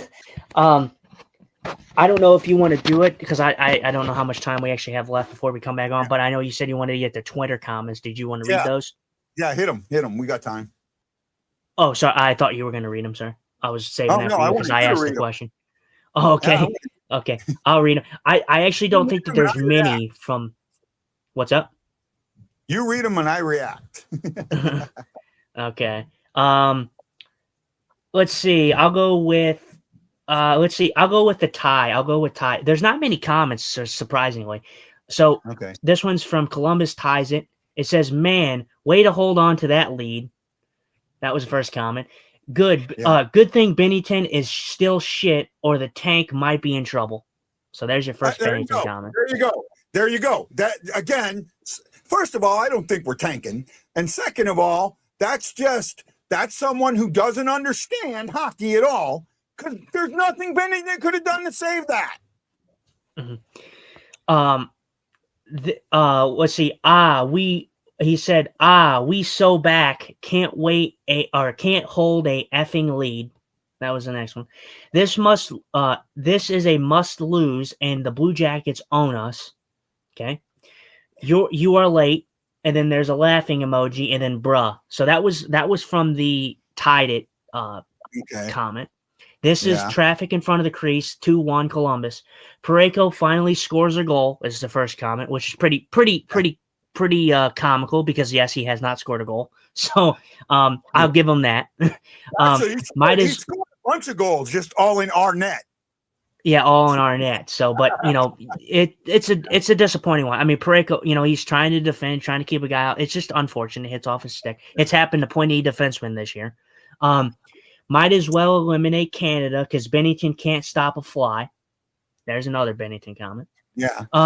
We better lose. I don't think I can stand having the Rangers get a better pick than us. Was one comment, which I don't know what the Rangers getting a stray out here is about because Rangers have nothing to do with us. But the Blues have to be leading the league on scoring on themselves, which you might be accurate there. You might be pretty close. You absolutely might. At last the tank is back on. Again, I don't think that we're tanking. Tank is back on was another comment. Keep it up. Holy shit, Parayko scored a goal this season. Too bad it's against his own team. Tank back on. Yikes, tank back on. So I'm seeing a lot of tank back on. And you know what? For all you jackasses out there that want to tank, fuck you. Team USA. Fuck you. Fuck you.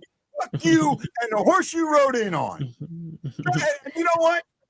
Jordan, Justin, you can yell at me at all you want right now for using that language. Because we've had some conversations, right? But however. Oh, I don't. Right? However, an honest hockey fan never wants his team to play poorly on purpose. Well, and I want to say that this is just a double standard because the people that are saying tank are the same people that will ride or die for this team that said, "Oh yeah, I believed in this team last season when they made the playoffs." So it's just a double standard hypocritical statement. So and then it says Team USA winning gold, and then it says good luck Team Canada with ... And then so the last one. Go ahead. Then I'll talk. This doesn't have many comments, but it was the end of the first. Sorry, this graphic just popped up when trailing after one. The Blues are 13-3-1. It says so far so good for the tank, and then yawn was another comment, and then that was pretty much the end of the comments on the period thing. Okay. There was only 3 comments. So well, first of all, let's make sure the idiots understand something. The defense and the team that Bennington's going to have in front of him at the Olympics is a hell of a lot better than what we have on the ice right now because it's a fucking all-star team. Yeah, it will be. Yeah, it's going to be, the teams are going to definitely be way different than, NHL. Like these teams are going to be absolutely stacked. I mean, the only player that he's going to have on his team on the defensive side is Parayko. And Parayko's been in that experience. Parayko's going to have a all-star defenseman by him.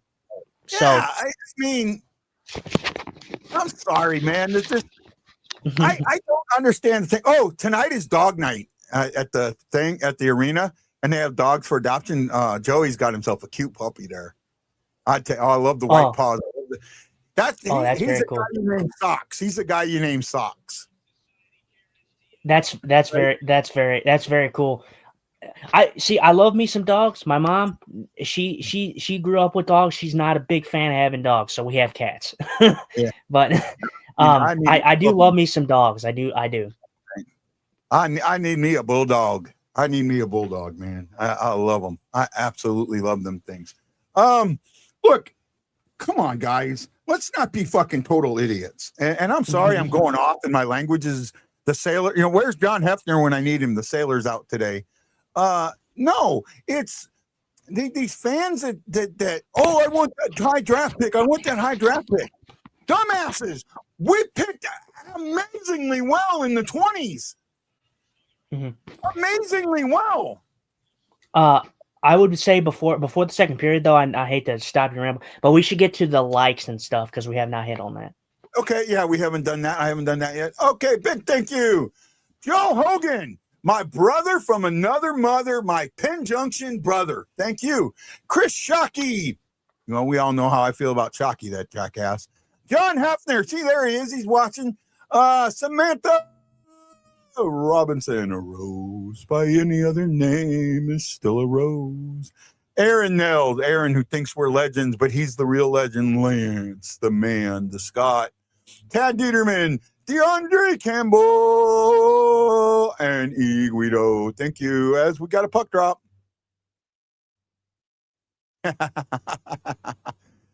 Jockey says, speaking, Chloe doing her chainsaw impression. I love Chloe. That dog absolutely adores me, man. When I stayed at Chris's, she wants to sleep right next to me. Thank you, Adam. I appreciate you so much. Adam, the one day we were going fishing really early, Adam knew it, and he went and he slept on the couch and called Chloe over, knowing that she'd kind of go to him. She stayed with him a little bit, but he tried to help me so I could get some sleep because he was licking on me and licking on my head and that. So, you know, just being a dog. And I appreciated Adam. He was great for that. You've met Adam. Adam was Chris's son at the live. Yeah, absolutely. Yeah, he's me and him get along. I think he's a big Robert Thomas guy too. I think, right? Yeah. He's the one I gave the puck to. I gave him the puck, right? Yeah, Adam. Thankfully, I'm not. How old is Adam? I forgot how old Adam was. Adam, I think he's 8, but I could be wrong. Well, Adam, thankfully you're 8 and I'm 26 because I could have got that Robert Thomas puck. So what I did, what I did, Yap in WWE, right? He's a wrestling fan like you are. Mm-hmm. So I bought Adam and his oldest son, whose name is Curtis, pucks. I got him because I remember I bought the 3 pucks at the home opener, right? And I went, and I mean, the kids have been great to me. They're good friends. He's 9, so I was close. So I went and paid for each one of them to get a puck. And I let Adam pick. And Adam picked one, and Curtis got the other one. Well, Curtis opens it up, and it's Robert Thomas. And you could just see the look on Adam's face just dropping. And I got to hand it to Curtis. If I was a brother, I would have said no fucking way. But Curtis immediately hands that puck over. Immediately. I would have held on to it just to piss him off. But Curtis, I love you, brother. Your brother and your sister are special people to me, and I hope you know that. I hope you call me Uncle Guy and you think of me that way because that's how I feel you guys are. You're my hockey and fishing nieces and nephews, and I appreciate you. Chris, I don't know if they're watching, but you can tell them, buddy. And I did the show at their house. The one show I did at their house, remember?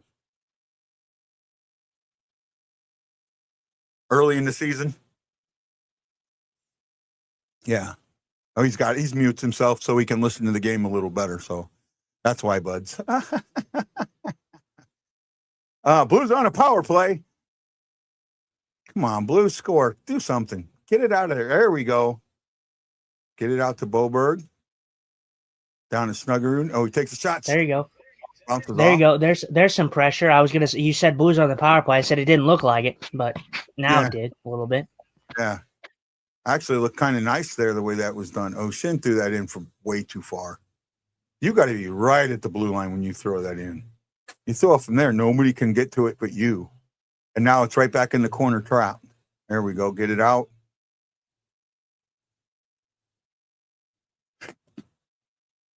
Let's go, baby. Oh, yes. No, I think it was Shin, I think, right? No, Berggren. Berggren, sorry.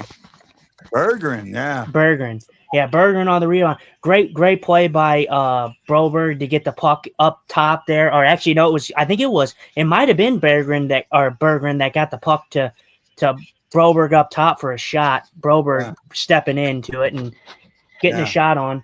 Yeah, great play. Suter was on that. Suter gets it over to Burke. Suter, yeah, Suter. There you go. So my player to watch. Both of our guys have hit tonight. Dvorsky has an assist, and I think Suter's going to get an assist on that one. So. Suter will get an assist on that one. No, he says Adams is at mom, and Curtis is making me a grandfather. Actually, no, he said Curtis is on a date. I'm trying to make him get pissed off. I'll tell you what. Let me just stress this to you. I know, like I said, I've been a big Suter apologist, as I like to call a guy with Cairo and Bennington. But I'm sorry, but anytime that Suter's in this lineup, the man does nothing wrong. The man has only done anything right with the puck. Like, he doesn't do anything bad with it, and it's just crazy to watch. He's been a better pickup than I thought he would be. Right? He has definitely been a better pickup than I thought he would be.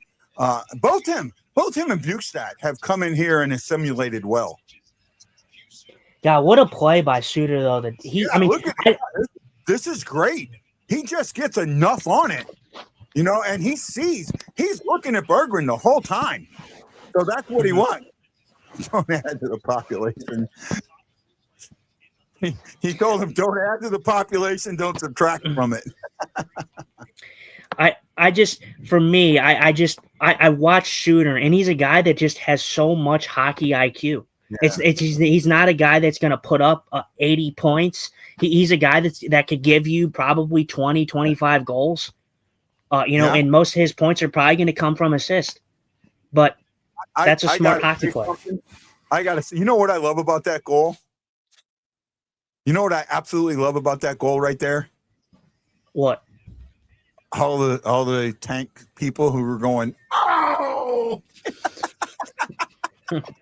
Yeah, come on, man. Give me the tank. Give me the tank. The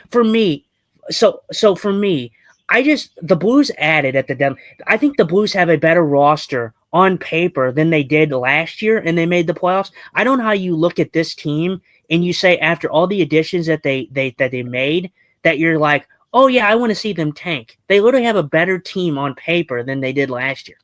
Yeah, I mean, I'm just not a fan of let me get a high draft pick, right?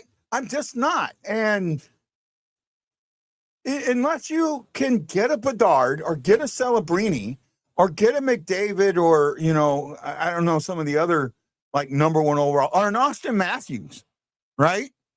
When Matthews went to Toronto, right? That was that's where, and I think Toronto was a bad team that year. I think they were like I don't know if they were the lowest team, but they were close to it. Right? They were 1, 2, or 3, if I remember correct. I could be wrong.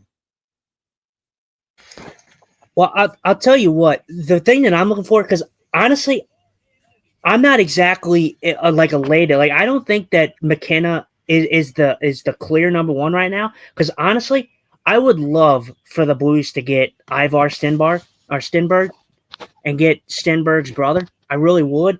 And then you'd have your own Sedin brothers in St. Louis, just like the Vancouver Canucks had in Vancouver. Yeah. Well, we've had our share of brothers on the team. We've had a lot of. Here's a good question: how many can name the 4 sets of brothers? And I think it's 4. It could be more. The 4 sets of brothers that we've had on the team. There's 4 that I know of. Right off the top of my head, there's 4 that I know of. And one of them I keep forgetting the name of, but I know there's 4. Could be more, but I know of 4. Yeah, I just, for me, I know there is 4, but like we have the Josephs who we had. P.O. isn't there? The Plager brothers. Plager brothers.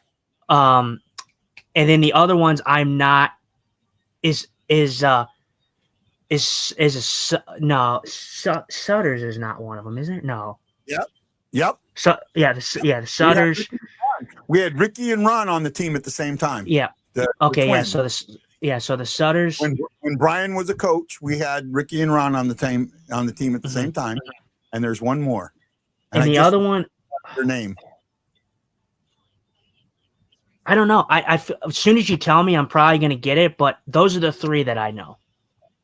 Shockey got the one he's missing. The Cavallini brothers. Yeah, there you go. Yeah, I probably would have never guessed that. So thanks, Shockey.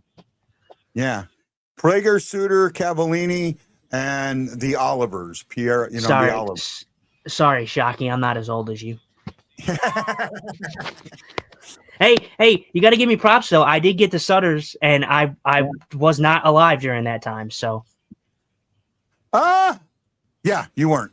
I had to think about that. No, I wasn't. So yeah, no, but yeah, no, the last one I would have never got. So, Shockey, thankfully your age and your oldness has got me beat there. He's met one of the Cavallini brothers, if not both of them. Mm-hmm. I'm pretty sure he has. I had a chance to meet one of them and missed it.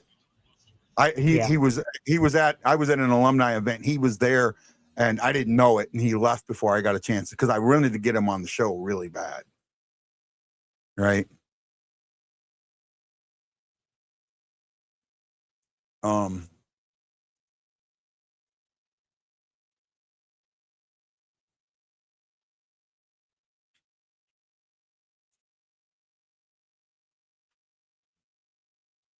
it's stuck in his gear. He can't find it. It went right in his gear. He can't find it. He's like trying to get it out. He didn't know where it is. Mm-hmm. Can I run somewhere real quick? Yeah. Take me out there. All right. Run away. I met both and the daughter at the Golf Inn. Yeah. Okay. Oh, man. There might be more brothers, but those are the ones I know of.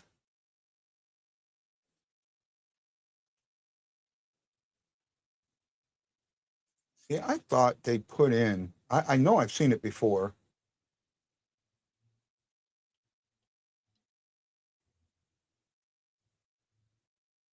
See, I thought they put in, I've seen it before where it showed the draft lottery and how teams came out, but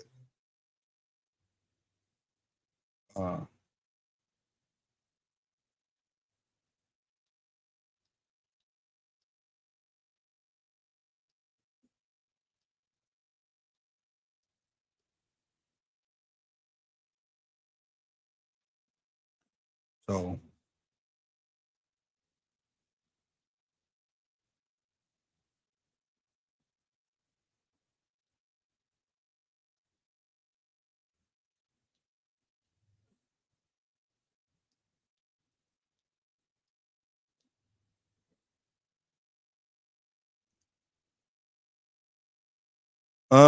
we're waiting. Oh, Brian's here. The crowd is dead tonight. Seems like a lot of first timers so quiet. Hey, Brian, how you doing, buddy? Man, I hope you're doing well, my friend. Miss you. Thanks for watching, man. Appreciate you while you're at the game. Yeah, it does. The energy does seem down a little bit.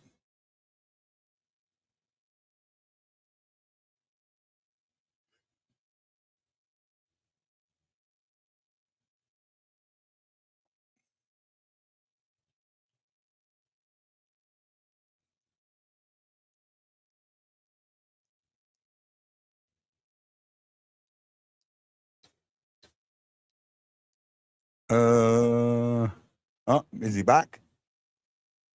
Nope, not yet. He'll give me a thumbs up, or at least try and get my attention. Draft was held in St. Louis one time. I know. I just can't remember when. I want to say it was held, Kiel Center. Yeah, 96. Yeah.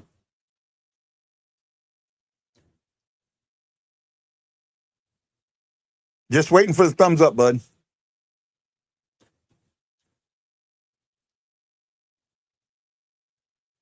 Oh, how do you not call a penalty on that?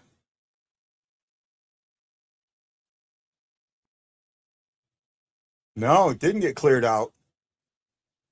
Good move by you good? Okay. Sorry, man. I was watching the game. I couldn't see if you gave me the thumbs up. Snugger, that should have been a penalty there. Oh, good stick. No, and then he freed that. Bring him in. freezes. Yeah, no, you're good. I get because you weren't looking, but I just did this because I did the thumbs up like twice, but I don't think you saw me. I didn't. I'm sorry, man. I had my head turned. You're good. Right. Oh, well, no, it looks like the Blues are going on the penalty kill, so that's. Yep. No, you're ahead of me. Or unless you're looking at the. I get the tweets. I just saw the. Yeah, I get the tweet like a minute before it actually happens, or 30 seconds before it happens. So the game is on an for everyone. The game is on an automatic delay, right? That was the one neat thing about staying at the game. I wasn't getting the tweets before I saw something happen. You know.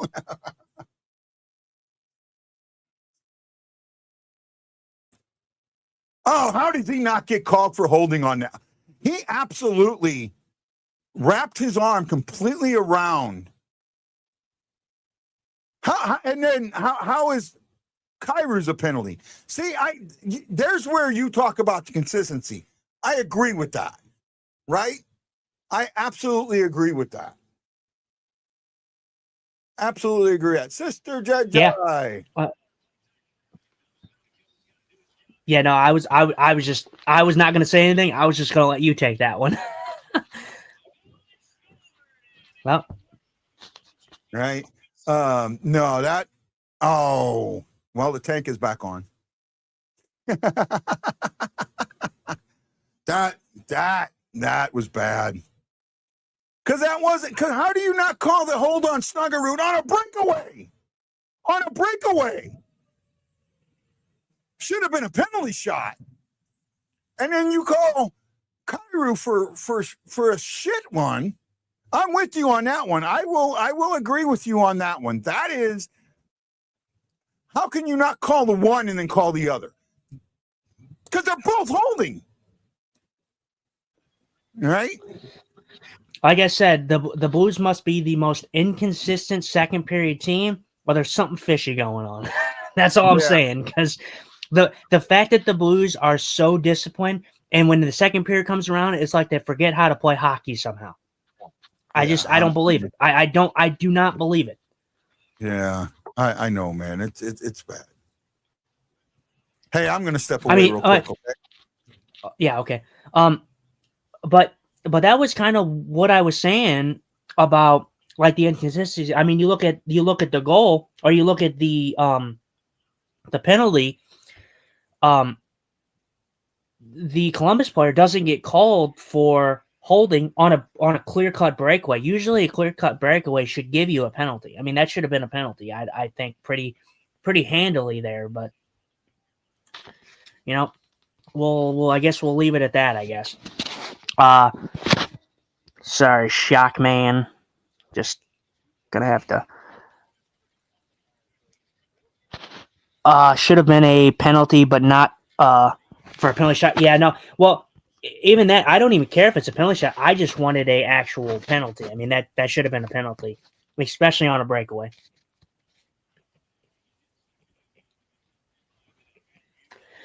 Well, Blues, I mean, there's, like I said, there's still plenty of time left. The Blues came back once in this game.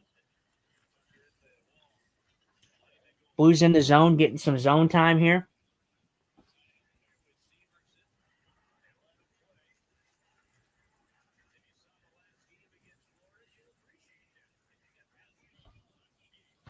See, and I want to preface this because a lot of people don't really pay attention to every aspect, and not to say that people in this chat don't pay attention to it, but I want you to just watch. Curbs and Joey have gotten a lot of slack this year, and I do think it's the John Kelly effect mostly, but just look at Curbs and Joey. Just listen to him. Curbs is always giving sly, under-the-breath comments about something that he's seen in the game. Like, he's been talking about it in this game about, oh, well, you'll appreciate it if you watch the last game against Florida. So, and that's a shot. That is a PG shot at the officials and how poor they've been this year, without him being so blatantly obvious by saying, oh, they've been terrible, because he can lose his job for saying stuff like that or get fined. So he's doing it in a sly way. So I want you to just pay attention to when Curbs and Joey, mostly Curbs, is on the call, because Curbs has done nothing but slyfully throw indirect jabs at the officials, and he does it in a way to where he doesn't get fined or suspended for it. So just pay attention to it, because he even said it just right. He's done it a few times where there's been a call or there's been something questionable in the game, and Curbs goes, well, I want you to take note of that, because if this was the last game against Florida, that would have been a call. Like, that's just him slyly throwing a jab at the officials. Oh, yeah, well, but see, that's the thing. The second period of that Florida game was exactly what you've been calling for. They called everything by the letter of the law. Now, you don't like that because you don't want a power play simulator. However, that's what they did. Well, then I look at that, and I look at the first period. They didn't call as many penalties in the first period. Then they called everything in the second, and then in the third they put the whistles away. So it's a give and take. You can't call 18,000 penalties in the second period and then you call nothing in the third period. It makes no sense. Pick and choose what way you're going to go. If you're going to go with no penalties, then don't call any penalties. If you're going to call 18,000 penalties, just keep the penalties coming, because clearly you don't have any. That's the thing about not knowing the ebbs and flows of the game and what game you're getting. Like, there was nothing in that game to where I'm like, oh, well, we needed that many penalties in that game. Absolutely none. Yeah. Here's what I think happened. Right? Remember, I didn't get to watch the game. I watched it in hindsight.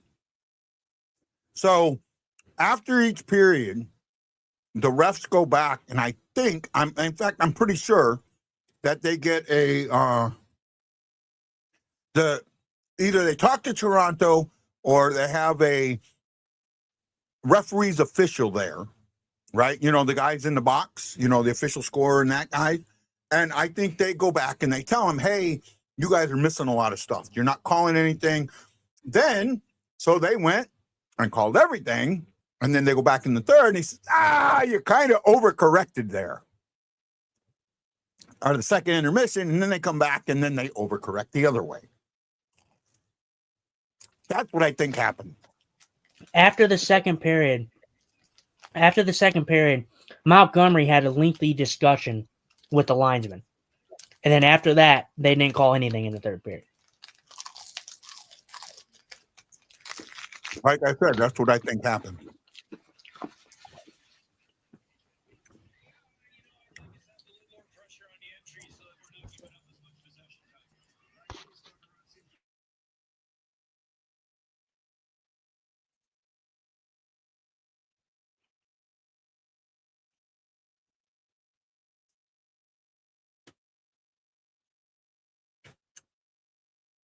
Snuggerud will be an Olympian in 4 years.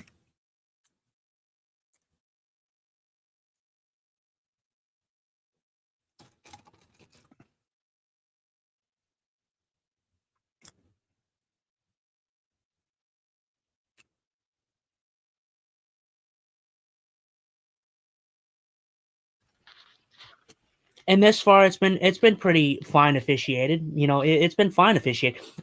Like I said, I still don't agree with the fact that Snuggerud didn't get a call on that one. That was a clear-cut breakaway. That should have most definitely been called. In most cases, that would be called.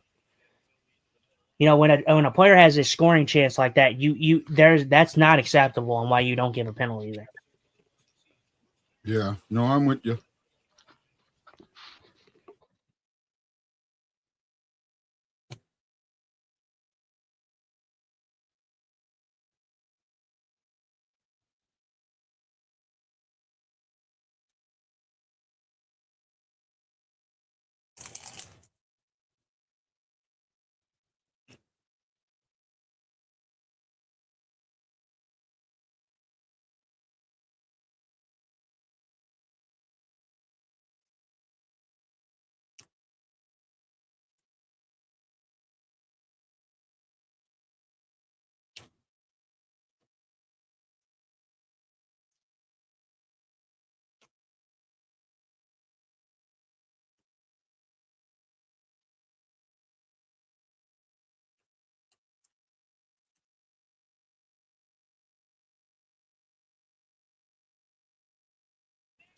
Let's go, baby. Great shot by Tucker. I don't know how this one just has seeing eyes right here. I have no idea how he scores this. This is definitely a seeing eye shot for sure. A lot of traffic there, I think, in front of Greaves there, but yeah, that's just a puck that had eyes right there. Yeah, right off. I don't think it hits off. It might have hit off the. No, I don't think it did. I think it might have hit off. I think it might have just went up and in. Great play. It did hit off of Jenner because it changed okay. it. You can see it flunk. You can see it flunk. Yep, Yeah. tank is off. Yep, tank is off again. The Blues are on tanking. But yeah, no. Disappointing. But guy, this is why I wanted to say that after the goal, right? So this is why I have played so much into this, is because momentum is a thing. Most people don't take into effect momentum. I'm not saying you, but I'm saying fans don't take into account momentum. When you have stuff like that happens in a game, and you give penalties to teams that, okay, you could give them a penalty, but when you give a team like that like a power play after they should have been on the penalty kill just 2 seconds ago, that takes away momentum from a team, and especially if that team scores on the power play. And it did. You saw it. The Columbus Blue Jackets were in the zone for quite a minute after that. Yeah. No, I'm with you. I remember the Dallas game. I talked about momentum completely. Right? I'm with you. I understand momentum. I get it, right? We're from the Big Mo, and Big Mo means a lot to us. Ew, what a play by Kyrou. That's a disgusting play by Kyrou. Oh, you're a little ahead of me. Oh, wow. Bush Navy just misses there. You'll see it in a minute. I love the shot first mentality by Mayu there, but he should have got that puck over to Kyrou. Kyrou was wide open. He would have had a nice shot there. But I do like the shot first mentality. This team has not taken a shot first mentality a lot this year. So when I see it, I like it.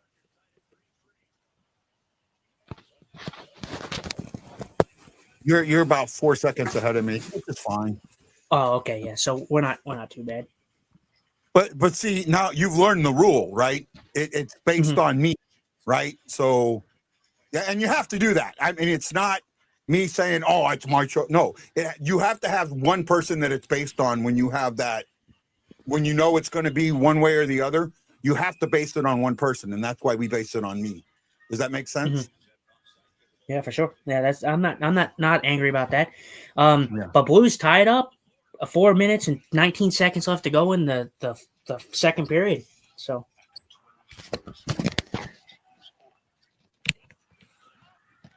Yeah, and Chris adds, especially when teams have had difficult seasons, you just add, you just say, "Here we go again." And I agree with you, Chris. I will be right back. Yeah, and I'm sorry, and I know that Guy has gotten on to me a lot about the officials. I've tried to hang back on them and everything, and I'm trying my hardest. But the thing is, we had it with Joe Fresta when he was on the show, when we did the interview with him on Sunday. You have to, as media, it is our job to, yes, be professional, but it is our job to the Missouri area code and the St. Louis area code to give all you guys the honest and upfront truth about everything that we see on the ice. And what I have seen from an officiating standpoint is not acceptable.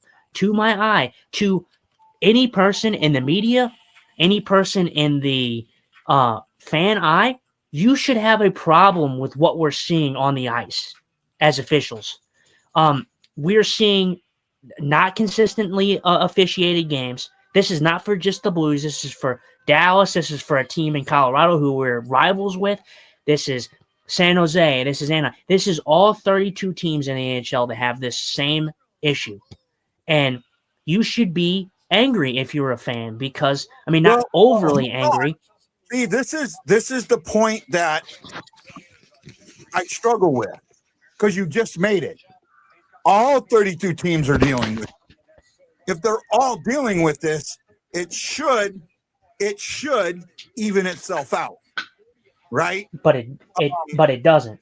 but it doesn't. And- I think And that's where you see the problem. You don't feel that it does.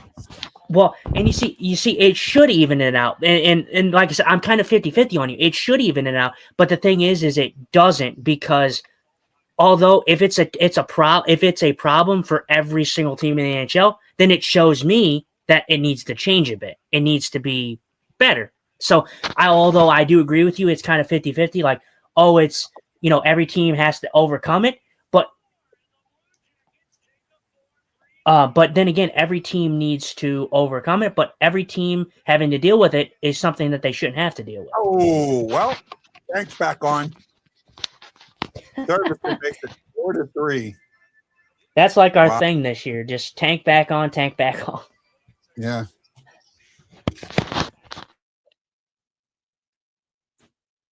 Boy, the comments are going to be good on this one. Snuggerud with 2 points this game.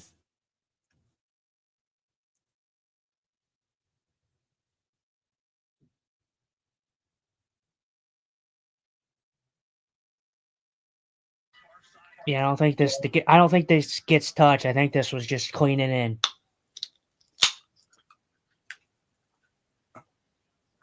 Yeah, it goes straight in. And again, that's like a 50-50 puck to me. You can look at that and say, Bennington one step back. But you can also look at it and say, man, that guy was wide open and there was nobody in nobody there.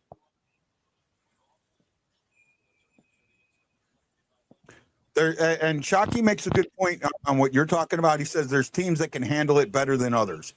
And that's a true point too.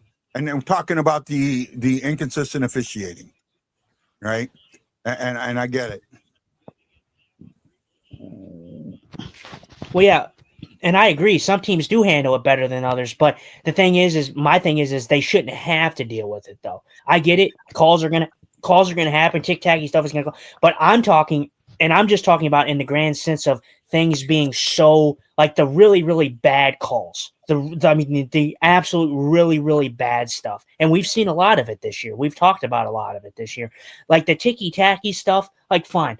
Like, that's like a what officials are you going to get tonight? Are you going to get the officials that are going to call the really wishy-washy stuff? Or are you going to get the guy, the officials that kind of let them play a bit? You need something really crazy to happen to where they're going to call it.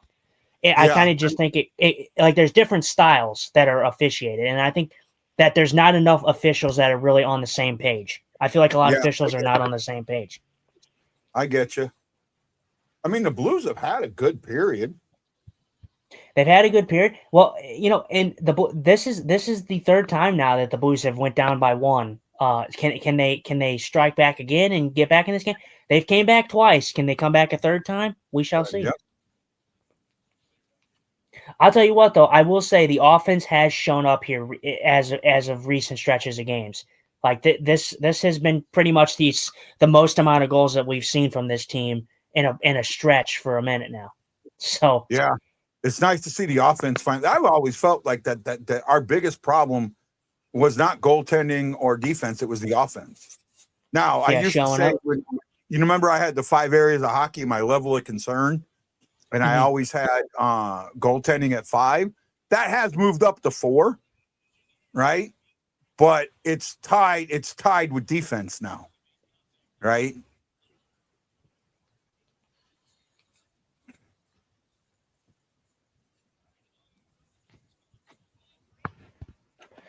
Kind of got a little scrum there in front. I believe Fabry might have went into Jet Greaves there.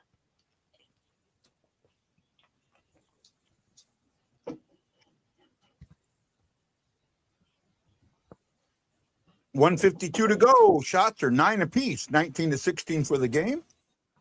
Scores 4-3. Both teams have gotten 2 goals, a power play goal and an even strength goal in the second period.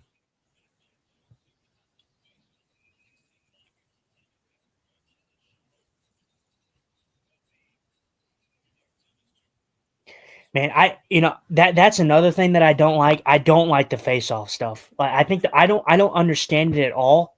And I get like that. You said, oh yeah, you have to, the defending team has to have your. I just feel like every time I see this, like, and they just drop the puck, like right there, the Blues win that face off, and then they blow the whistle, and then they have another face off, and then the Blues lose the face off. Because here it is, right? When they drop the puck, they're supposed to drop the puck. What he just did there is he threw the puck. They're supposed to drop the puck, and the puck should, hit in the center of the dot. If the puck goes to one side of the dot or the other, that's an unfair faceoff, and then they'll redo it.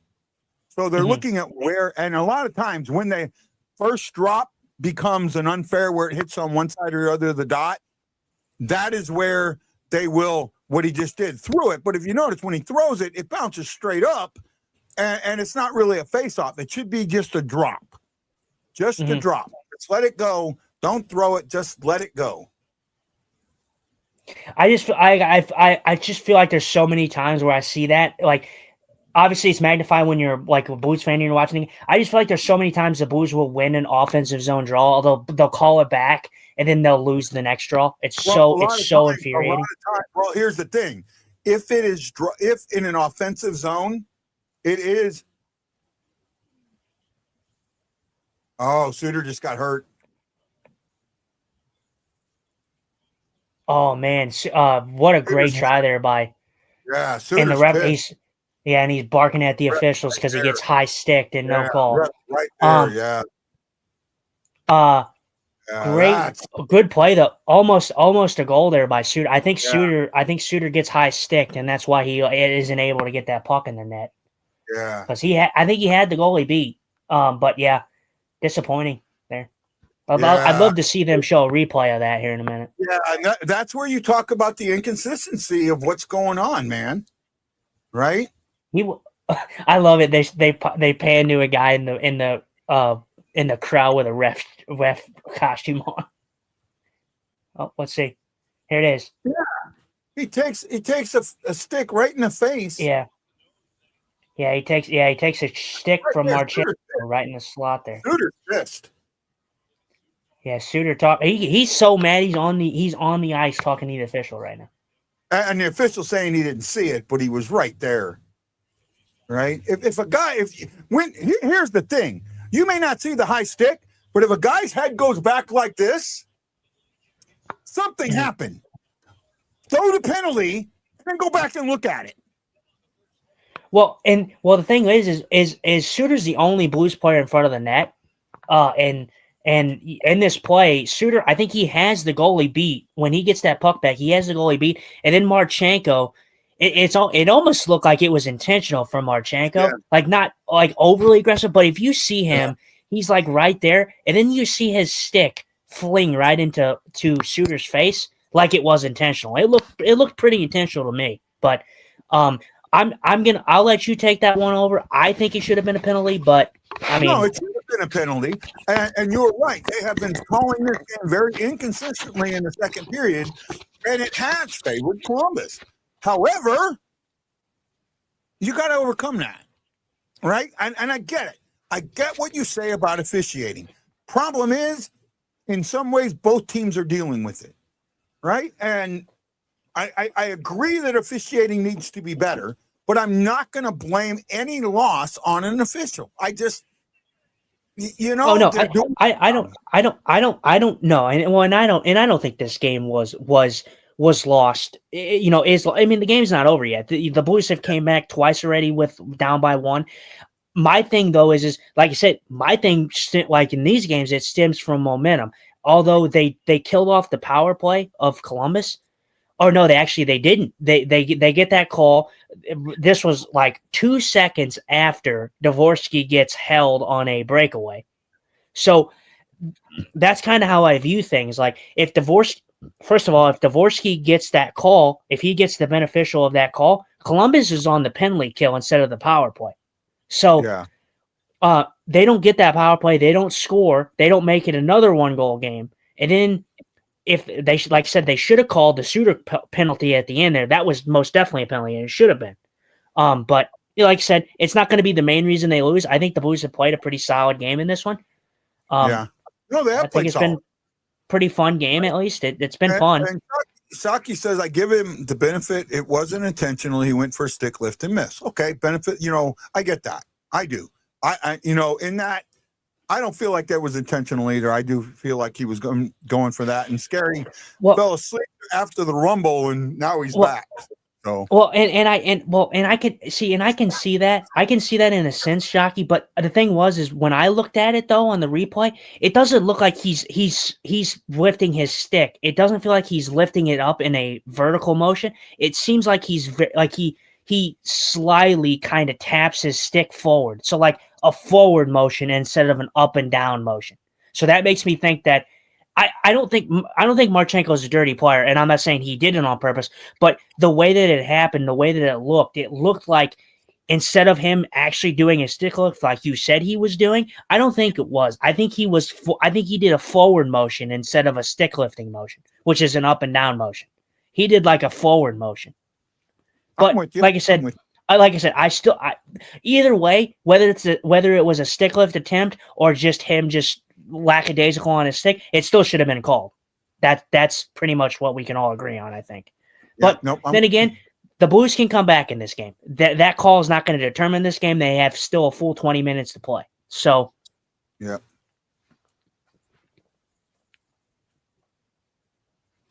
All right. Did we go over the stats in this one? In this second second period? We have not gone over the second period stats. Okay. Shots ended up being, let me pull it up here. Shots ended up being 9 apiece for both teams. Both teams scored 2 goals, a power play and an even strength goal. Shots overall are 19-16 in favor of Columbus.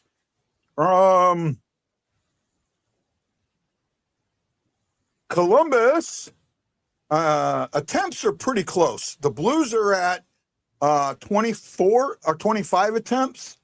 And Columbus is at about, 29, that's -1, so 28 and 8. So they're at 36. So a little more attempts for Columbus, but it feels closer. Hits are 18-12 in favor of St. Louis. Columbus has 10 giveaways. St. Louis has 13. Columbus has taken it away 3 times. The Blues have taken it away twice. Columbus has blocked 4 shots. Blues have doubled that with 8. And the faceoffs are pretty close to even, 19-17, 53% to 47% in favor of Columbus. We've covered it. We've covered it. There were a couple penalties in that game that were penalties that were called that you wonder about, and then there were penalties that weren't called that you wonder about. Go ahead. Sorry, no. I was just saying. I was like, I'm actually not angry about the calls that were actually made. My actual thing was actually the calls that weren't made was actually my main concern. The calls that were actually made, I don't have a problem. I think it's been pretty well officiated. I'm just saying that there was calls, like you said, that probably should have been called. My issue is, especially on the Kyrou quote unquote hold. Yeah, letter of law hold. But you have a guy going down on a breakaway, and the guy's got his hand wrapped all the way around him and pushes him away to the left.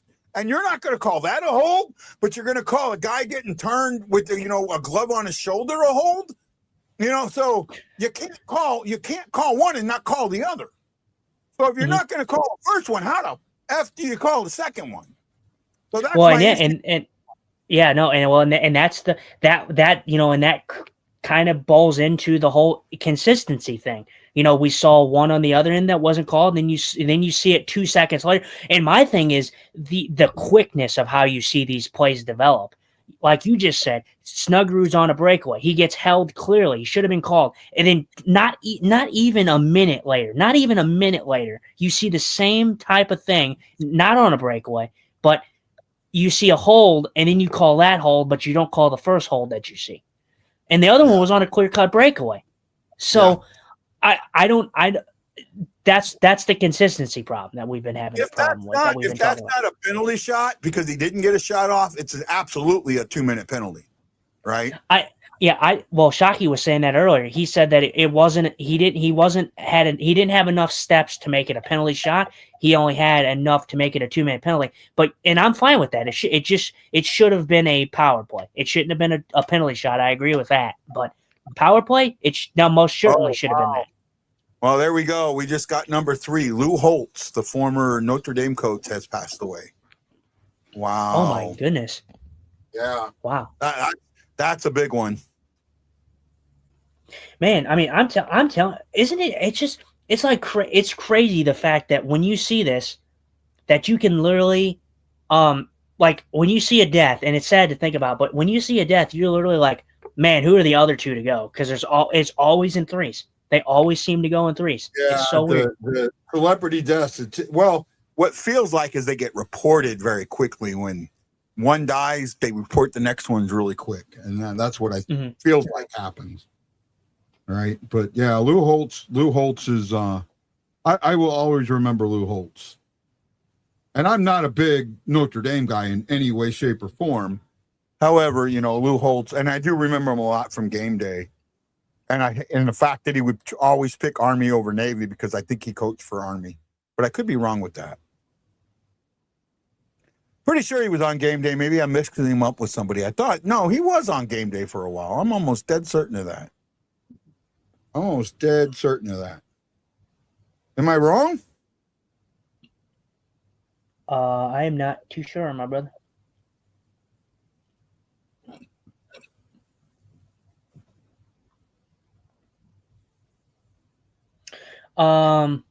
Let's see. Do you want me to go over your favorite segment, dude? Yeah, let's do that.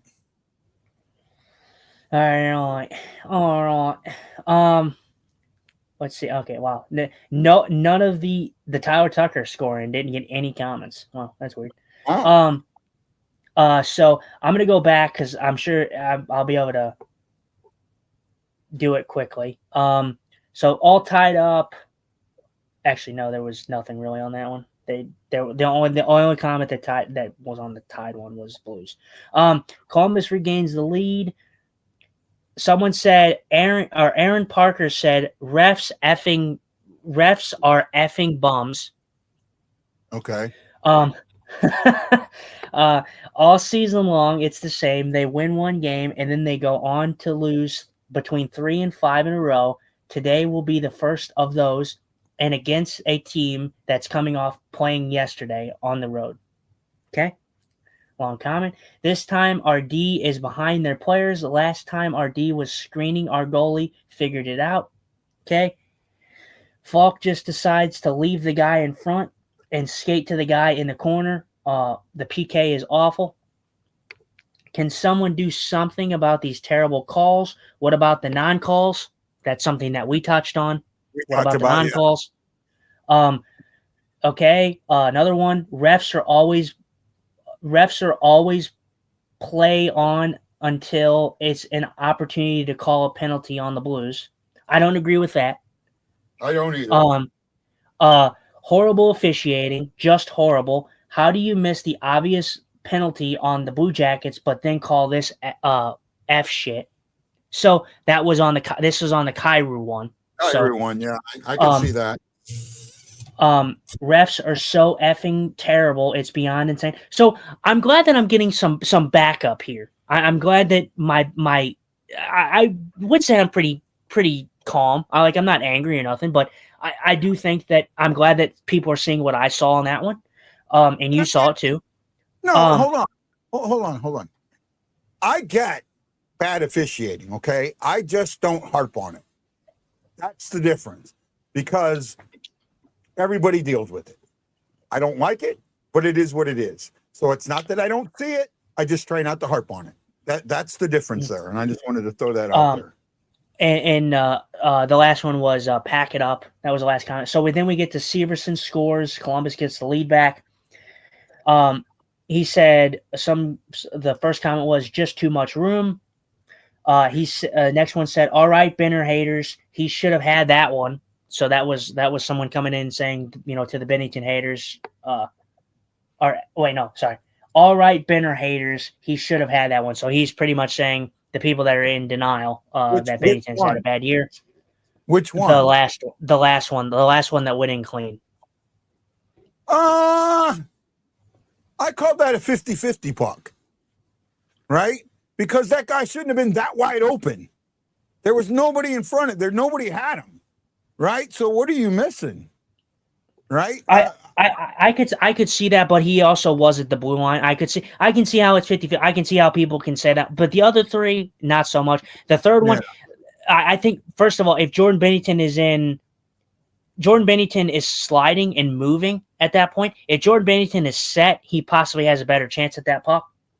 That's the only thing that I can think of right there. What is it? The St. Louis Blues clearly. Hofer is the better goaltender this season, which I don't think anybody's refuted. Okay. Yeah, and maybe the team seems to play better in front of Hofer. So why do we keep insisting on sharing the starts? I feel like I get this mentality, but Hofer cannot play 82 games. Yeah, no, I get it. And it's also, I think it's got something to do with the Olympics. I absolutely think it's got something to do with the Olympics. Okay, here we go. Well, it says Robert Thomas has undergone a minor leg procedure and is expected to return following the Olympic break. So that was the update I just got from the St. Louis Blues. Just a little bit of a switch up there. But and then he said we can't score enough goals in a game to win with Bennington. So that was the fact that the Blues offense has stayed stagnant, but they have kind of come alive here in the last stretch of games. The next one is can we just hold a tie game or lead for more than 1 minute? Damn. There's a gift. He said, the next one said, defense is terrible. It's terrible, but it's had some lapses, right? And by the way, so Ryan Green asked, who are we blaming more, goalie or defense? Absolutely defense, right? Absolutely defense. I'm sorry. You might want to give that fourth goal on Bennington. And again, I'm not saying I'm a Bennington apologist here. I'm saying, okay, look at the situation. He's moving. The guy is wide open and there's no traffic in front of him, right? But it looks like the puck also goes across his shoulder, not over this one. It looked like it went in stick side, not glove side. So I could be wrong. It did. It went against. It went across screen. And like I said, the thing for me is the thing that would make it Bennington's fault is the fact that he's not set for that puck. The fact that he is moving. If Bennington is not moving, and you just said it yourself, there was really no traffic in front of him. It was a good seeing eye shot, and the guy just went from right to center, right to left. The puck just went over across. You got to remember, it was passed deep, and he's covering that, and he's moving over from the pass because everybody else is on the left side of the ice. He got left alone on the right side, our center. That's why Bennington is more to the way he's sitting to the right side, or the way I'm looking at it, to the right side, and he's sitting center to the left side, and none of the Blues on the left side of the ice. They're all from center in, center right. And that is why I put a little more on Bennington. That makes some sense. Yeah. So Bennington, then we have. I said that wrong. No, you're good. Hold on. I wanted Justin. Really, glasses don't help him as much. He is actually blind. And sometimes he just needs to hold things close to his face. Guys, I don't have an issue with it. Please just realize that he's got to do that and leave it at that, okay? Thank you. So I just wanted to get that out, Justin. No, you're good. Well, and I've said this on numerous times that's why it's so difficult for me to do this alone, just because of how the setup is you guys got to understand the setup that we have here is a little different. The comments are a lot smaller on this type of setup that I have here. So if I see that, if I had to do this, I have to get a little closer to see it. Otherwise, I can't read your comment. I've always looked at my phone pretty close. So yeah, I mean, I'm not completely blind. Like guy made it sound like I was completely blind. I'm not completely blind, but my vision is very, very bad. My vision is 2200. As you see, I don't have any eye color, just pupil. No eye color, just pupil. So my vision is so much worse than probably most of your guys's. So just leave that in your mind, when you think about that. So Thank you. um No, so and Ryan, it's okay. We've talked about it before, and maybe you just, and I just wanted to get it back out there. I wanted to make sure that we understood what was going on. So, yeah, so I'll try to keep my phone out of the view here as much as I can here. But it says effing hell Benner. It says tank back on, and then there was just a GIF. So that was one where they took the lead. This is the one for the 20 minutes, the final 20 minutes. So after the second period, it says shoot.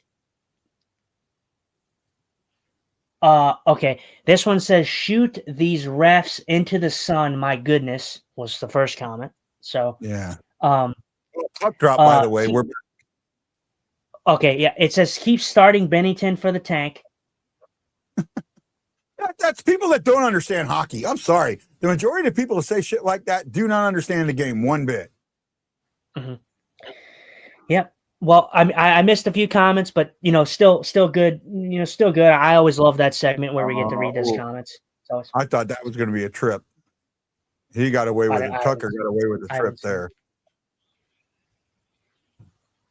Tucker absolutely got away with a trip there.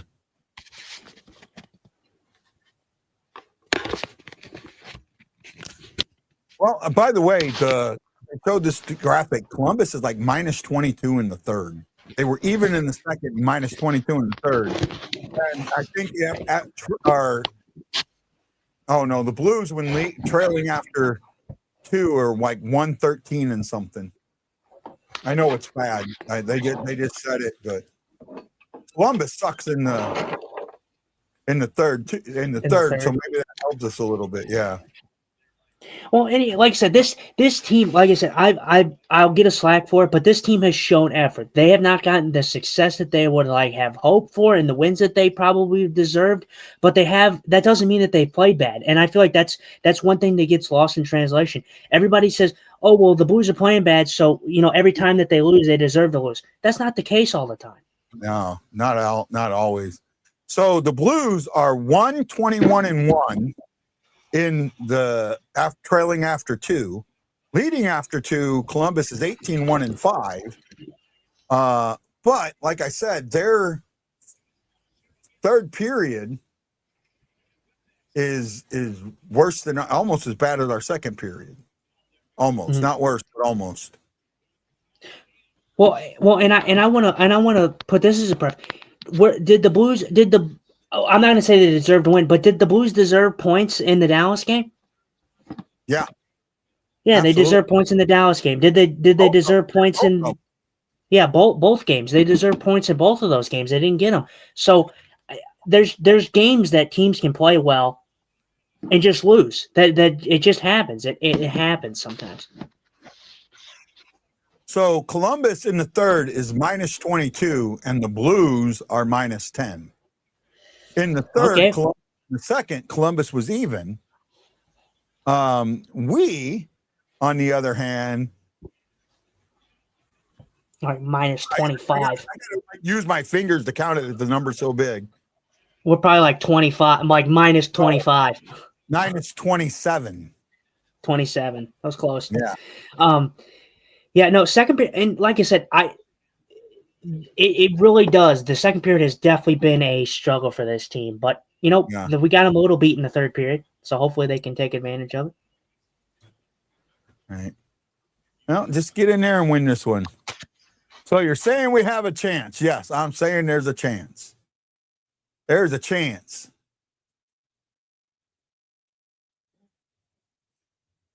By the way, we're not going to do a long post game because I want to eat and then go work.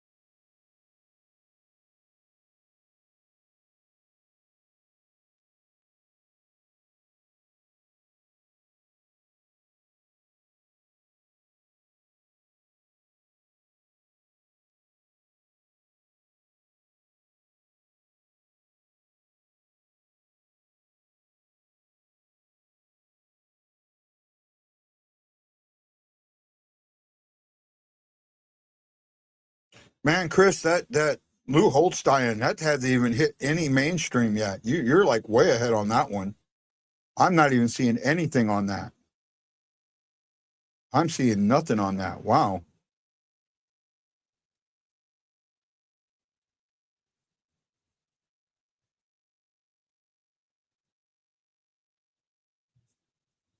Yeah.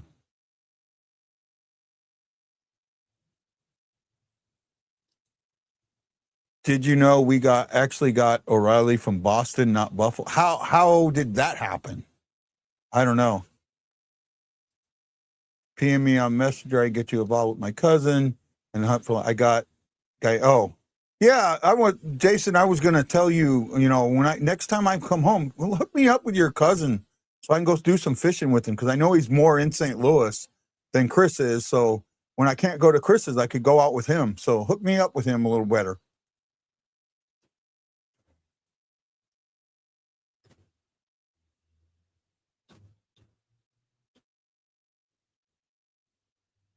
Snuggerud is hard on the puck. I have noticed this. He does not give up on that puck at all.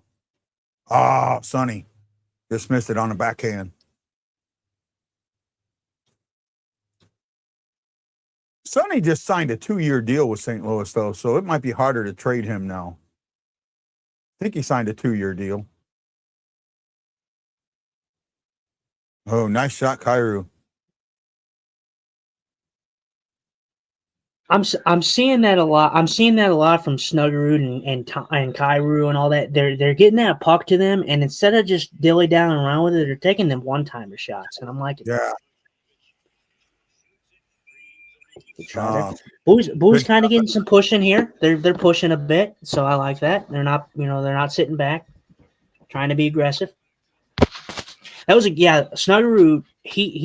I'm telling you, he's had a pep in his step here as of late. You feel the pep in his step. Yeah, no, it does seem the team is playing better. Well, I mean, and you look at this. I mean, look at the guys. If they can keep this up and they can get Holloway back, they can get Thomas back. I mean, if they can play with this consistency, is this team going to turn it around? I don't know, but can they? I do think that they can. Oh, okay. Now that makes sense. He says, years ago, I was at a Ducks versus Blues game, and the fan behind me was telling his girlfriend, who didn't know anything about hockey, that the Blues got O'Reilly from Boston. I would have corrected him. That's a negative about me. I will correct people. I have to be right. I have to get the right information out. Somebody asked me that one. You have to always be right. I got to try. That was a very, very good chance there by the Blues. They almost had that. If you saw that, the rebound, and then Bergeron chops that puck. I thought Bergeron was going to put that in on the line, falling down. Yeah, I've had a couple of lags, so I think I'm behind a little bit. Oh, yeah, no, they shot that puck, got a good shot there, and then it bounced off the pad, and then Bergeron was right there, almost swiped that puck in the net. Ryan says, you always have to be right. That's why you and I could never be married. Oh, that's one of the reasons you and I could never be married.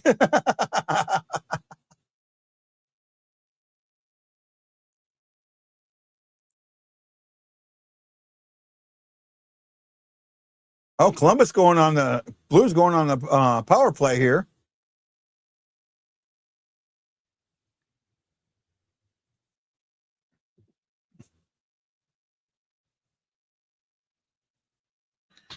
I'm telling you, I'm telling you right now. I didn't feel it at first, but you feel the momentum. That's been the big key word. I feel the momentum. The Blues are pushing. They are pushing. You absolutely feel the push.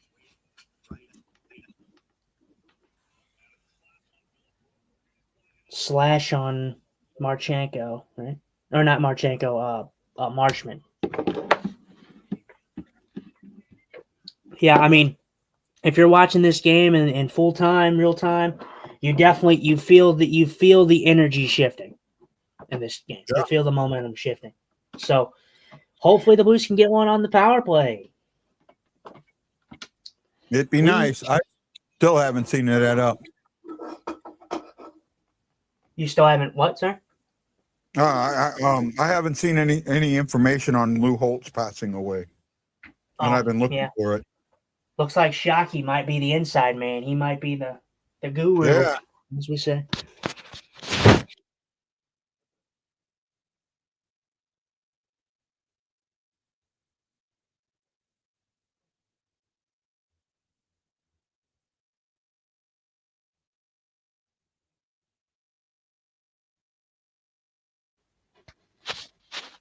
There you go. Thou should not be named. I got my glasses on just for you, bud. Yeah. Just for you.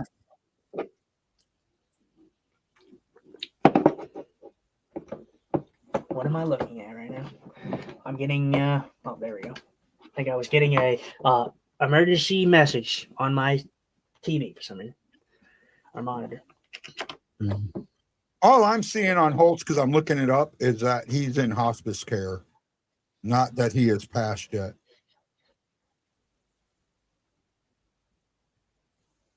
Yeah, I mean, I feel like with someone, I feel like seeing is, I don't, like I said, I don't know who he was personally or anything like that, but like I didn't know much about him. So obviously, I feel like if he's a big enough name, I feel like it would come out by now. So maybe he just hasn't passed. Maybe Shockey was just talking about maybe he's close. Him being in the hospice. I don't know. Yeah. Yeah, maybe being close. So the that What's wrong? yeah, no, Broberg just hit the offsides.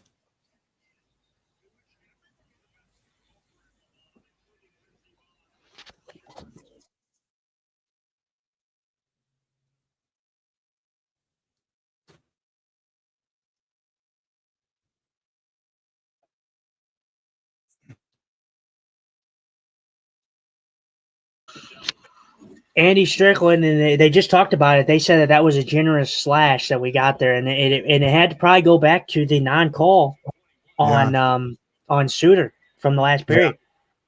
Yeah. Well, we got an injury here. Oh, okay. Yeah, you're a couple of seconds ahead of me. I don't know what happened.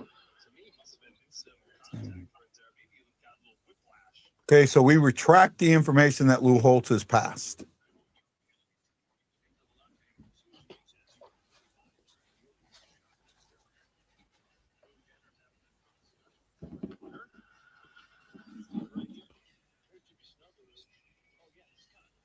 Oh yeah, incidental contact, but damn, Snuggerud, he didn't hold back on that one at all.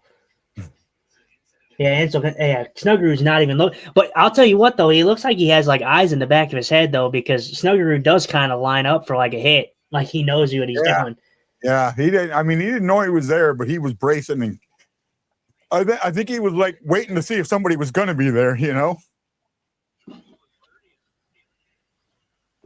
Yep. He's gonna. I think he needs to go to a dark room.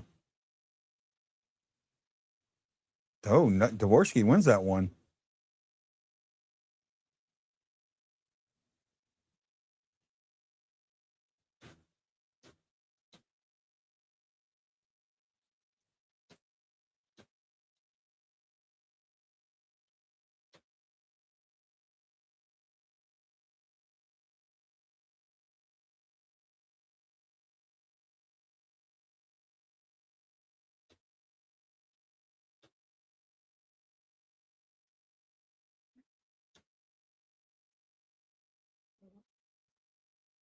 I mean, they're playing.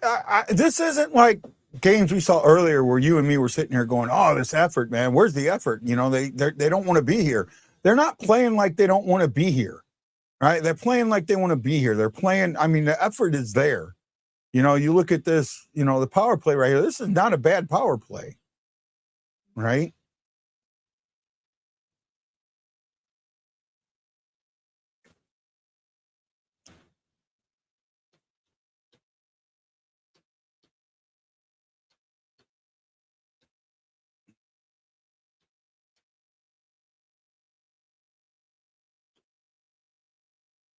Oh, nice move, Falk.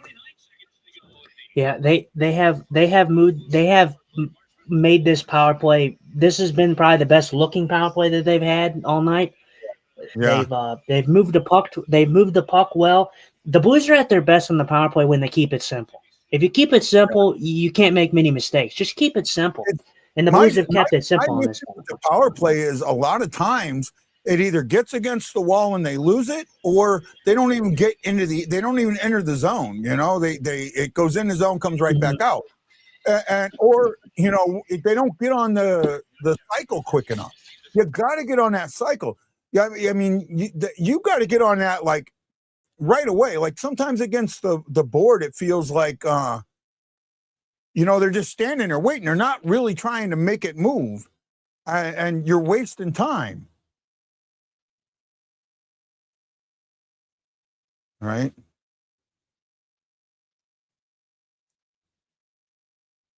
Falcon Bush Neighbors probably should have fired that.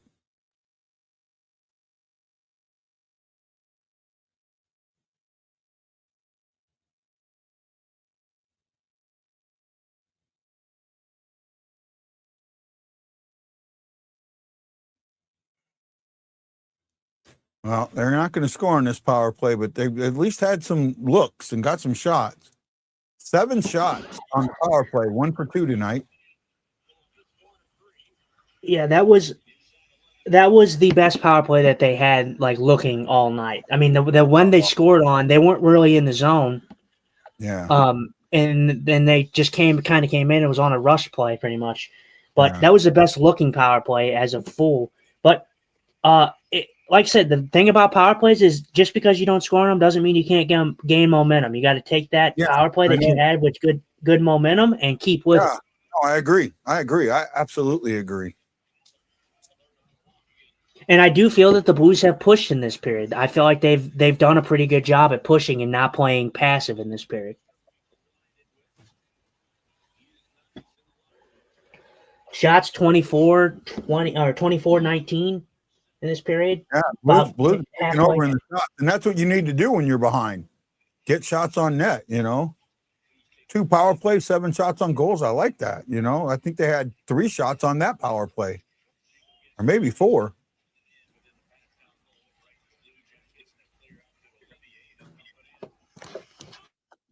There's Walker.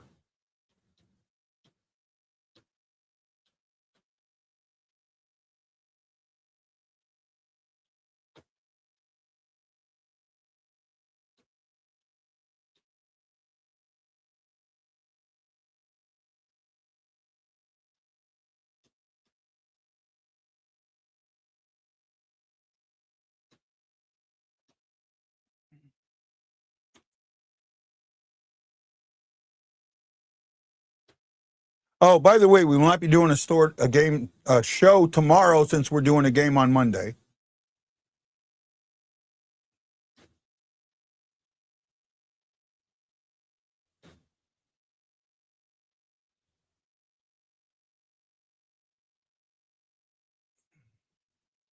Well, I mean, they're actually being aggressive, and I like that. I like being aggressive. I think you need to be aggressive when you're down by 1 in the third, especially against a team that is minus uh 22 in the or minus whatever it was in the third, minus 20 in the third, 22, I think it was. So Dustin froze. I'm gonna pull him out. Not a lot of viewers today. I wonder why. Viewing's been low. John Penner, thank you, buddy. JJ, Sister JJ, they put the thumb in the air. Appreciate you, man. Really do, really do, really do, really do. Ooh, ooh, ooh.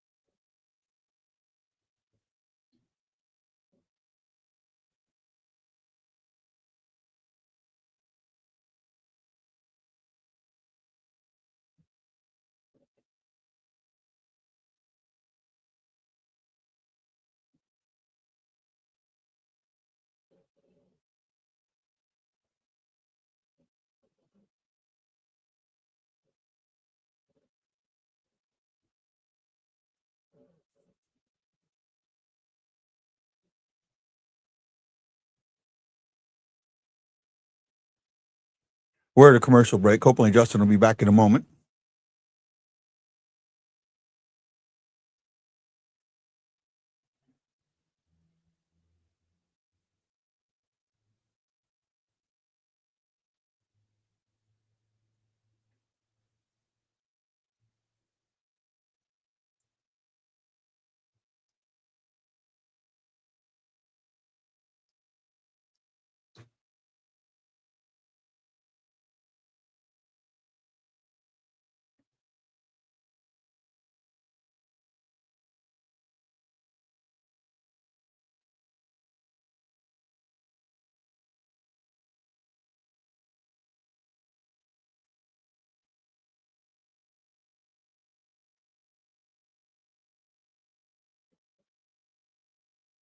Justin's having some Wi-Fi issues, so he'll try and get back up as soon as he can.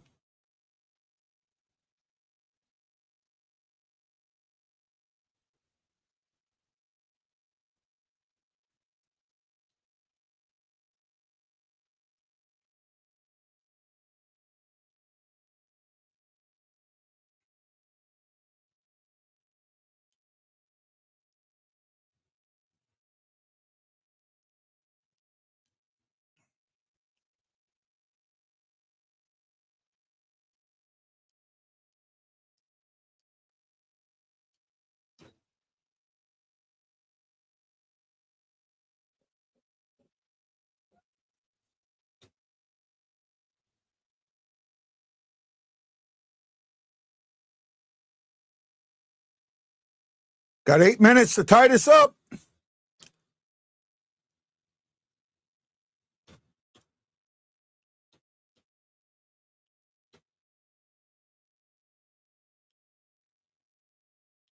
Well, we're going back on a penalty kill, or power play, sorry. Snoogie drew one. We need Snoogie with the noogie. Snoogie needs a noogie.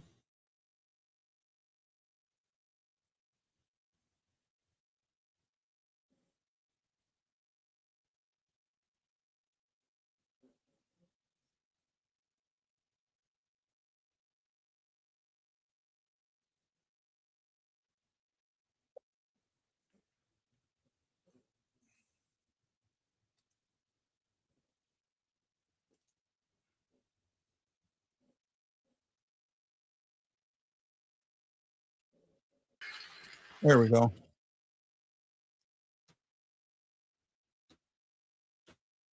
Maybe. He was moving. Come on, let's go Blues. Hawaii Blues fan, we're bleeding blue with you. Let's go Blues! Let's go Blues! Let's go! Ah.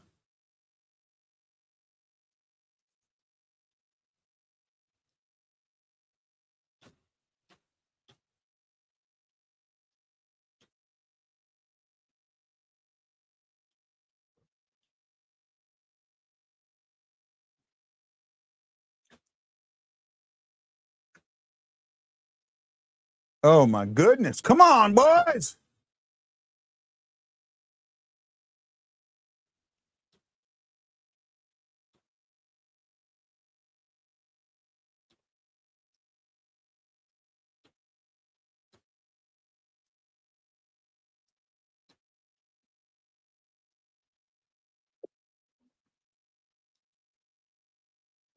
No, I mean, this power play is looking good, other than, the original letting it go out, but it feels better.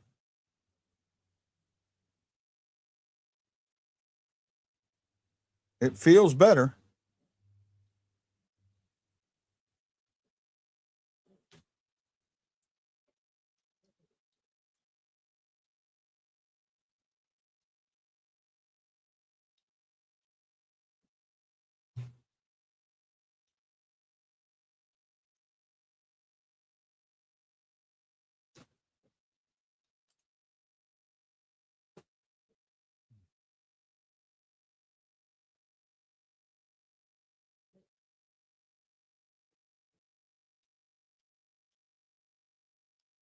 Okay, is he back? Are you back? As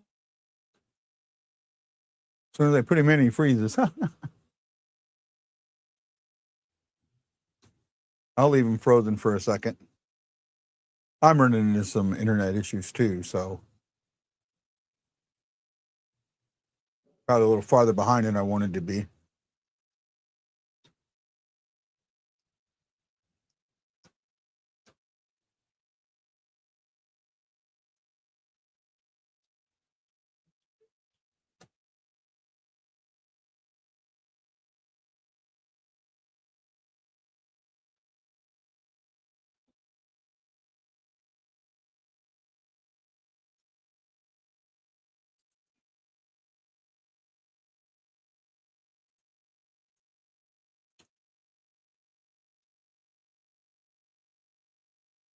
Anybody out there?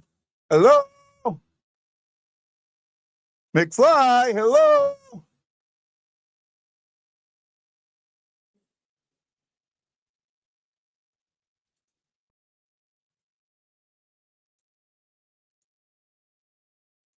Hello?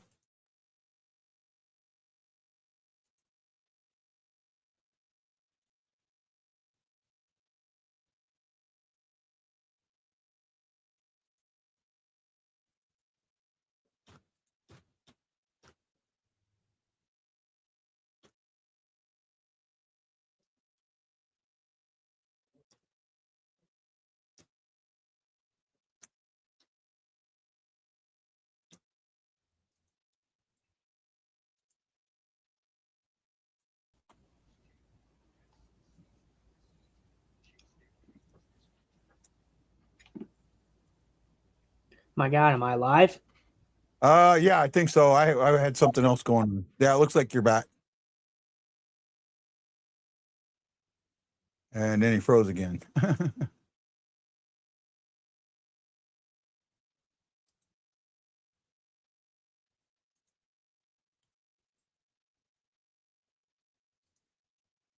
There we go.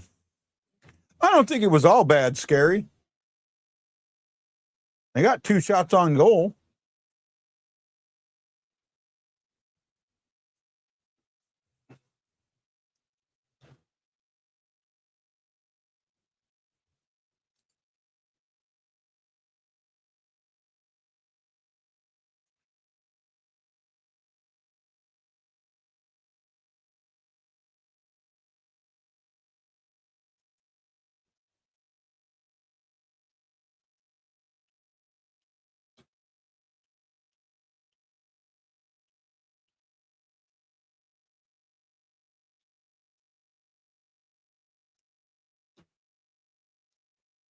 Five and a half to go. Not desperation time yet, but getting there.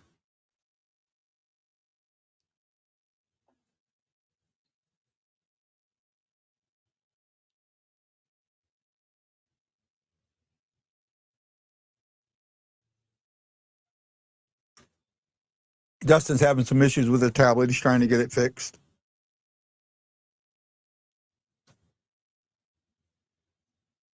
Dun dun dun dun dun dun dun dun dun.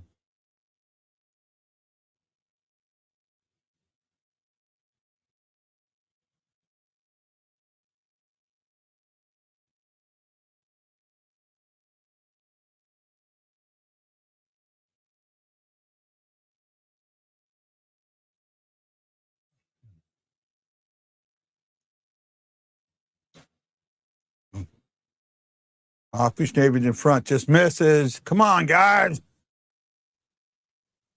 This is going to be one when they lose. You're like, oh, they didn't deserve to lose this one.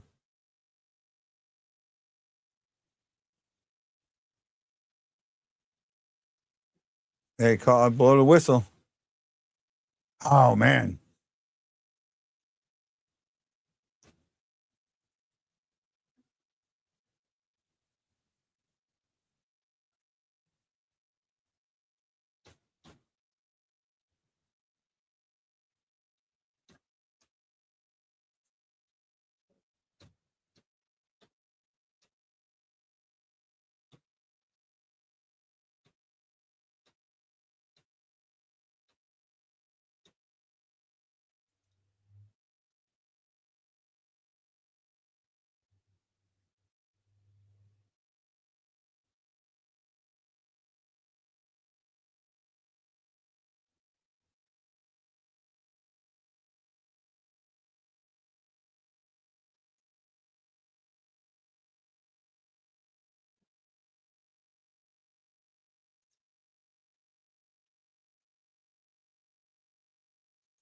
Star Wars night coming late this year. Normally it's in January.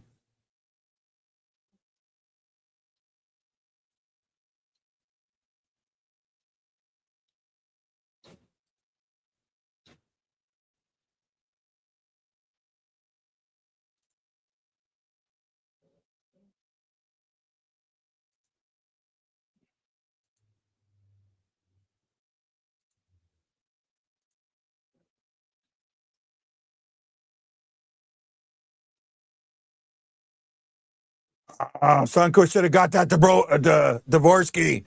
Wide open net if he gets it to Dvorsky.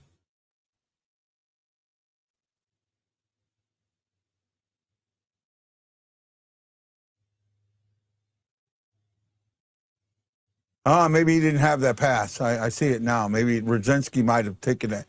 No, he could have got it in there. Oh, my goodness. He passes that. That's a goal.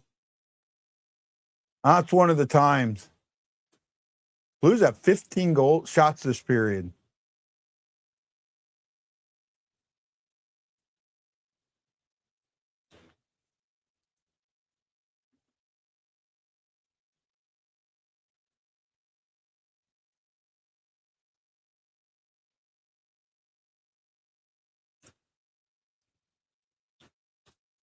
Well, now you're getting into desperation time.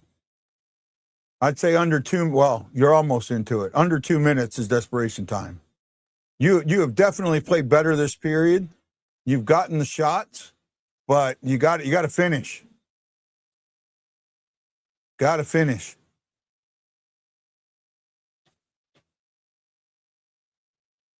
.321 to go in the third.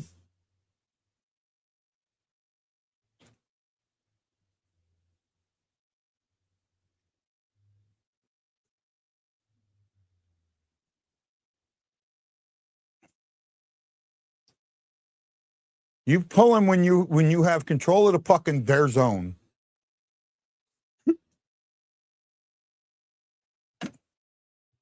Because you got to pull it on situation. You got to pull them when you have control of the puck. And, yeah, I know it's he's a long way away, but you get that guy right there at the bench and, he can, as soon as they have control of the puck, as soon as Bennington gets in that 5-foot zone, you shoot him in there.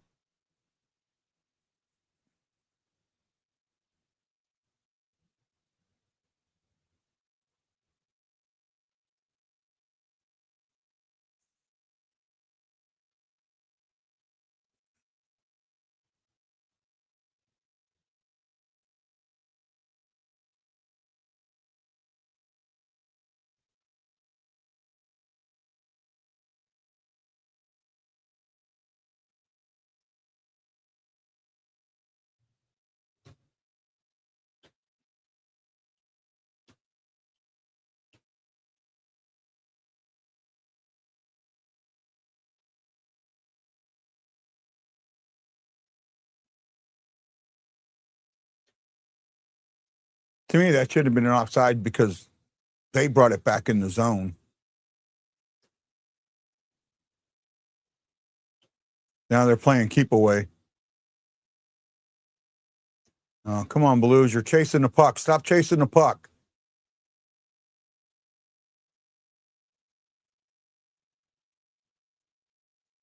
Full court press. A lot of teams do this to the Blues, and I don't understand why they do it, but there's something they see where it works.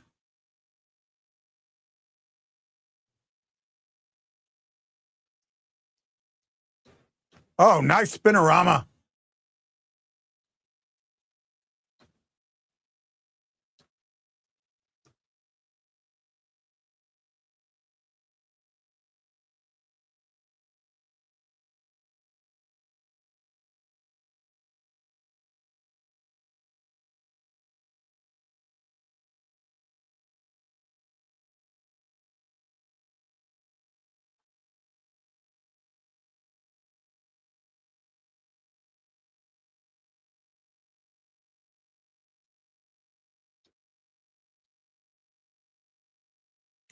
Oh, my goodness.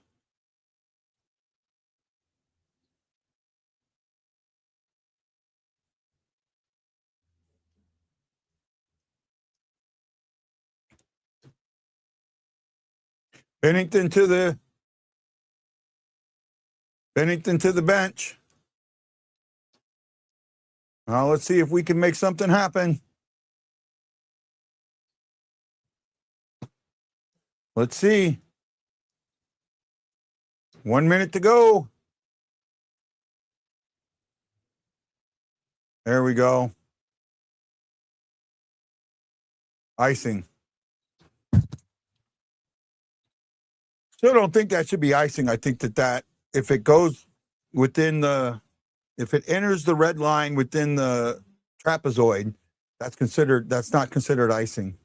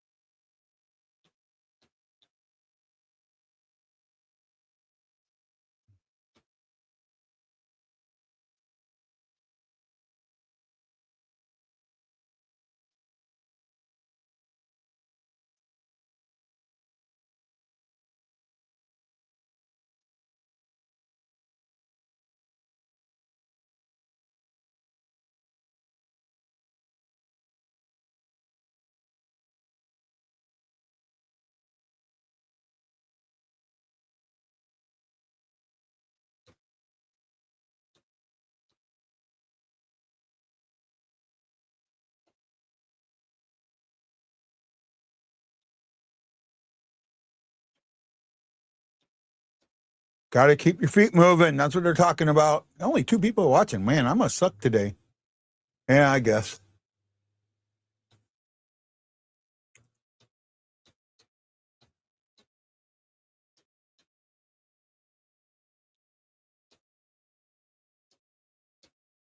Now it's going to be. Oh, that's the end of the game. Blues are going to lose this one 5-3 in a game that they did not in any way, shape, or form deserve to lose. It was a well-fought battle. Guys, I want to go eat and then go to work. There's only 2 people watching, so I'm just going to end the show, man. Thank you for watching. Have a great one. We'll see you on Monday. Aloha.